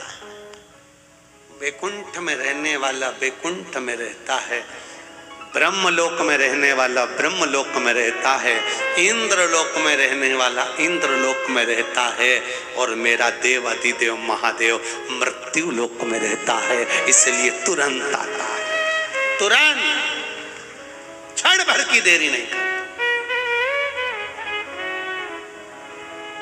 आ जाए। आया, शिव कथा कर रही है, भगवान शंकर का संवाद कर रहा है, शिव महापुराण की कथा कर रही है। वेद व्यास जी महाराज वर्णन कर रहे हैं, लंकाधिपति रावण हाथ छूटा, छूटते से ही महादेव से बोले क्या देऊं मैं आपको, मेरा हाथ छूट गया है। शिव जी कहते हैं कुछ मत दे दादा, कुछ मत। कोई कोई ऐसा होता है जो देने के बाद कभी नहीं कहता कि मैंने इसको दिया, और कोई कोई ऐसा होता है जो देने के बाद 25 बार कह देता है मैंने दिया। जैसे पहले कथा में कहा, एक व्यक्ति जा रहा था ससुराल, उसका दोस्त रास्ते में मिल गया। उसने दोस्त से मन में सोचा अकेला गाड़ी में जा रहा हूँ, इसी को बिठा के ले जाऊं, उसको बिठा के ले। उसने कहा मेरे पास कपड़े नहीं है, तू क्या चिंता करता है, कुर्ता तो अच्छा लग रहा है, शर्ट अच्छी लग रही है, पजामा मैं दे दूंगा। उसने अपना पजामा दे दिया। अब पजामा दिया, ससुराल में वो दोस्त भी गया, सबने आदर करा, सम्मान करा, चाय पिलाई, सब कुछ करा। फिर किसी ने पूछ लिया ससुर जी ने, ये कौन है? मेरा दोस्त है, रोड पे खड़ा था, मैं अकेला आ रहा था, फ्री थी गाड़ी, मैंने कहा तू चल चल। कुर्ता इसी का है, पजामा मेरा है। अब दोस्तों को बुरा लग गया, बता, ये बताना कोई जरूरी है कि पजामा तेरा है?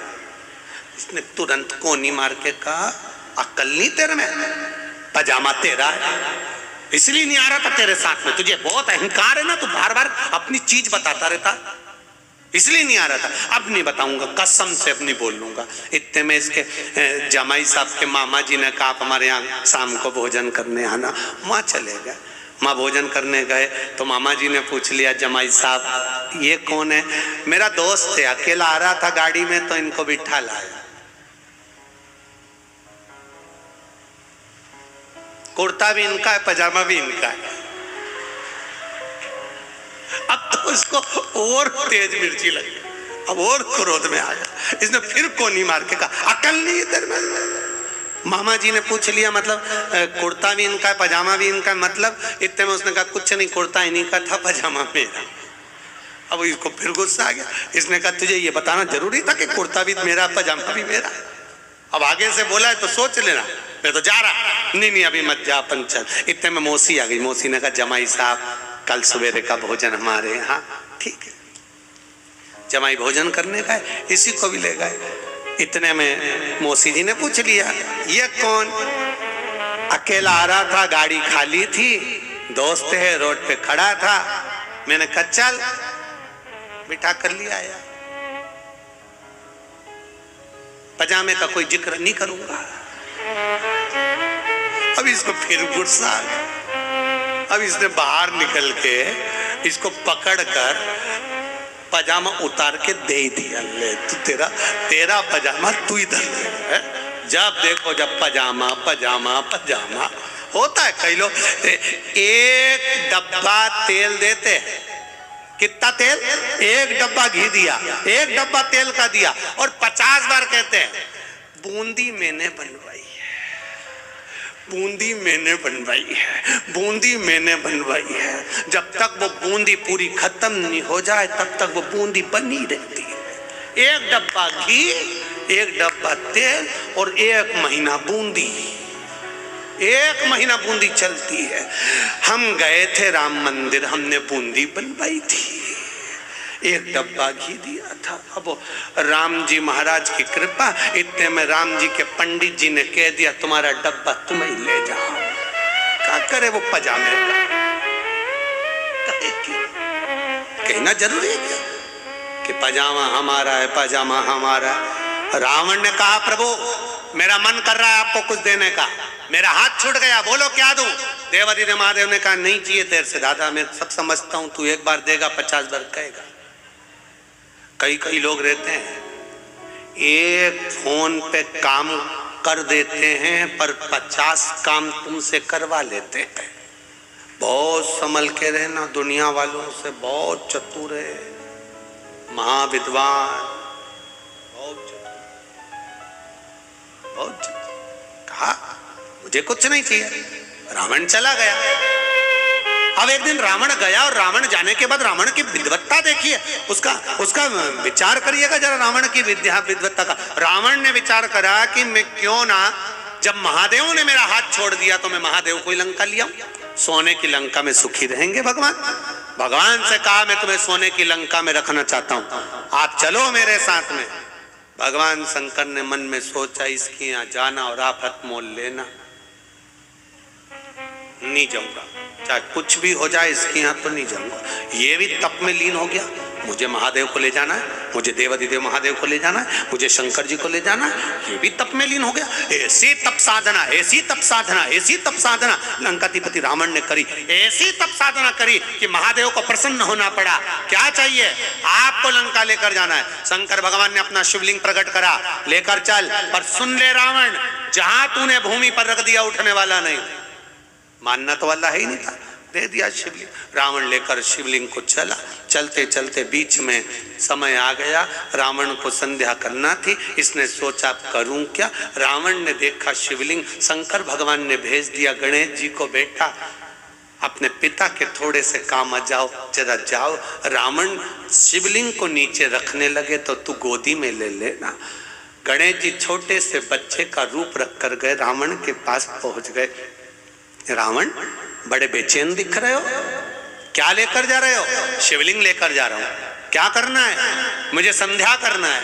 संध्या करना है, हाँ, तो शिवलिंग कहाँ रखूं। बच्चे ने कह दिया मुझे दे जाओ, आके मुझसे ले लेना, आप संभाल लोगे। आओ। रावण ने शिवलिंग गणेश जी के हाथ में दे दिया। रावण संध्या करने चले गए। गणेश जी तो गणेश जी थे, उन्होंने उस शिवलिंग को नीचे ही रख दिया और गणेश जी ने नीचे रखकर जल चढ़ाना प्रारंभ कर दिया। श्री शिवाय नमस्तुभ्यं, श्री शिवाय नमस्तुभ्यं, ओम नमः शिवाय, ओम नमः शिवाय। रावण आए तो उन्होंने देखा ये तो नीचे रख के पूजन कर रहा है। छोरा, क्या बोलते गुजराती में, डीकरा।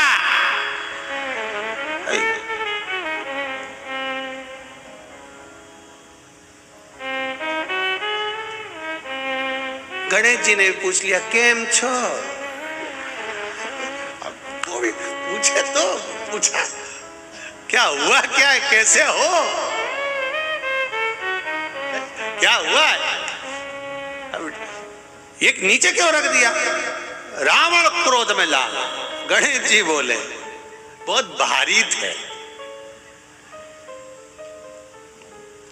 रावण बोला एकदम हल्के थे, काय के भारी थे। इतने में गणेश जी बोले हाथ दबे थे तब मालूम नहीं पड़े थे,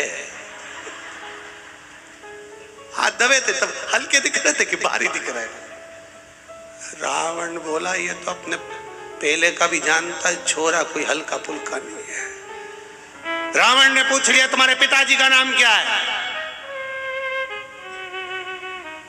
डीकरा बोला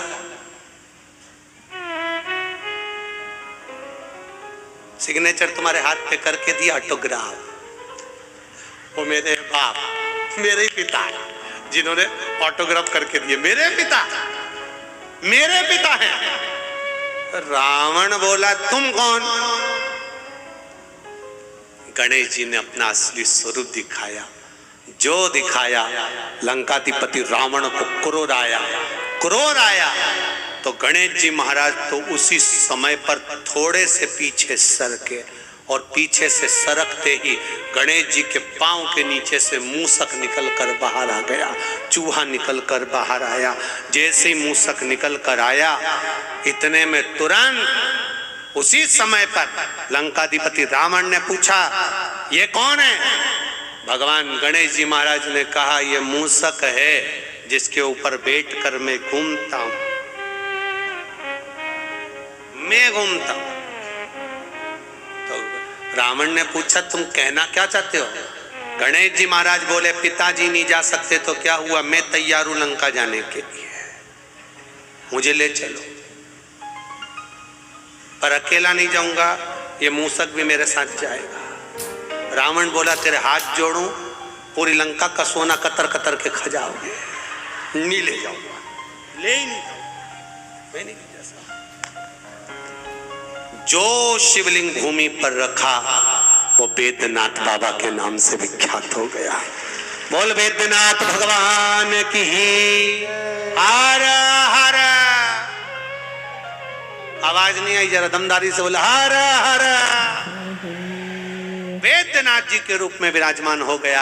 आगे जो कथा कही वेदव्यास जी महाराज ने, देवराज नाम का ब्राह्मण जो चोरी का धन लेकर एक मंदिर में पहुंच गया और शिवलिंग की सुंदर शिव पुराण की कथा को सुनकर उसने अपने चित्त को शंकर में रमा लिया, भगवान देवाधिदेव महादेव में रमा लिया। ऐसा देवराज नाम का ब्राह्मण था, प्राण त्यागे, बेलपत्री के वृक्ष के नीचे त्यागे, शिव के धाम चले गया। आगे जो वर्णन आता है, बिंदुक की कथा कही गई। एक बिंदुक नाम का ब्राह्मण चोरी का धन ला रहा था, एक पानी के स्रोत में गिर गया, प्राण छूट। 3 तरह से मरे हुए व्यक्ति को मोक्ष नहीं है। पानी में डूबकर मरा हुआ, स्त्री के हाथ से मरा हुआ, सर्प के डसे से मरा हुआ, 3 तरह से मरा हुआ व्यक्ति को वैकुंठ नहीं मिलता, मोक्ष नहीं मिलता।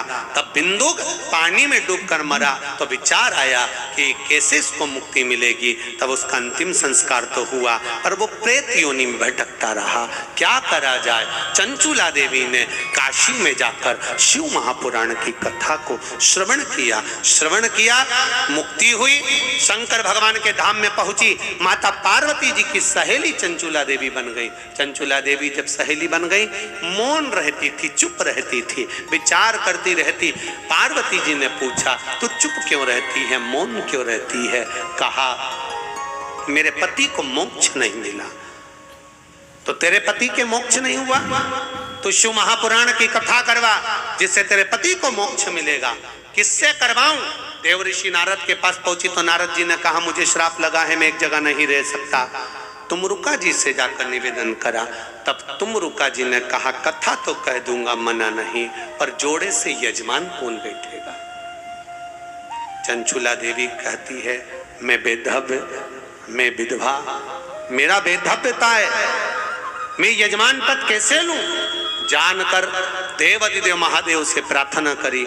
शिव जी ईश्वर जी बने, पार्वती जी गौरा जी बनी। ईश्वर जी और गौरा जी बनकर, गणा और गौर बनकर शंकर पार्वती पधार रहे हैं। जोरदार ताली बजाकर स्वागत करें शिव पार्वती का। ईश्वर जी और गौरा जी के रूप में देवाधिदेव महादेव भगवान शिव आनंद के साथ पधार रहे हैं। बोल काशी विश्वनाथ भगवान की जय। भगवान ईश्वर जी गौरा जी बनकर विराजित हुए। सुंदर शिव महापुराण कथा के यजमान बनकर कथा श्रवण करने के लिए जाते हैं। ऐसा सुंदर चरित्र शिव महापुराण का आनंद करते हुए वेदव्यास जी वर्णन करते हैं। यजमान परिवार आकर ईश्वर जी और गौरा जी का पूजन करेंगे, भाव और भक्ति के साथ में भगवान शंकर का आनंद करेंगे। अब आज कथा का प्रथम दिवस सुंदर कंजरी हालोल पावागढ़ की पावन धरा पर, ये पावागढ़ के 6 किलोमीटर दूरी पर ये पावन शिव महापुराण की कथा हो रही है। आप सब अधिक से अधिक संख्या में कथा का रस तत्व ग्रहण कर अपने जीवन को धन्य बनाएं। श्री राम शिव महापुराण की कथा आस्था चैनल पर जितने श्रोता भाई बहन कथा सुन रहे हैं, फेसबुक यूट्यूब पर श्रवण कर रहे हैं, अपने जीवन को सार्थक कर रहे हैं। परम पूज्य गुरुदेव का सुंदर आशीर्वाद अयोध्या से पधारे और सभी संत वृंदों का हमें आशीर्वाद प्राप्त हुआ। सूचनाएं आशीष जी दे रहे हैं, उसके बाद आरती का करें। जय शिव ओंकारा भोले भज शिव ओंकारा।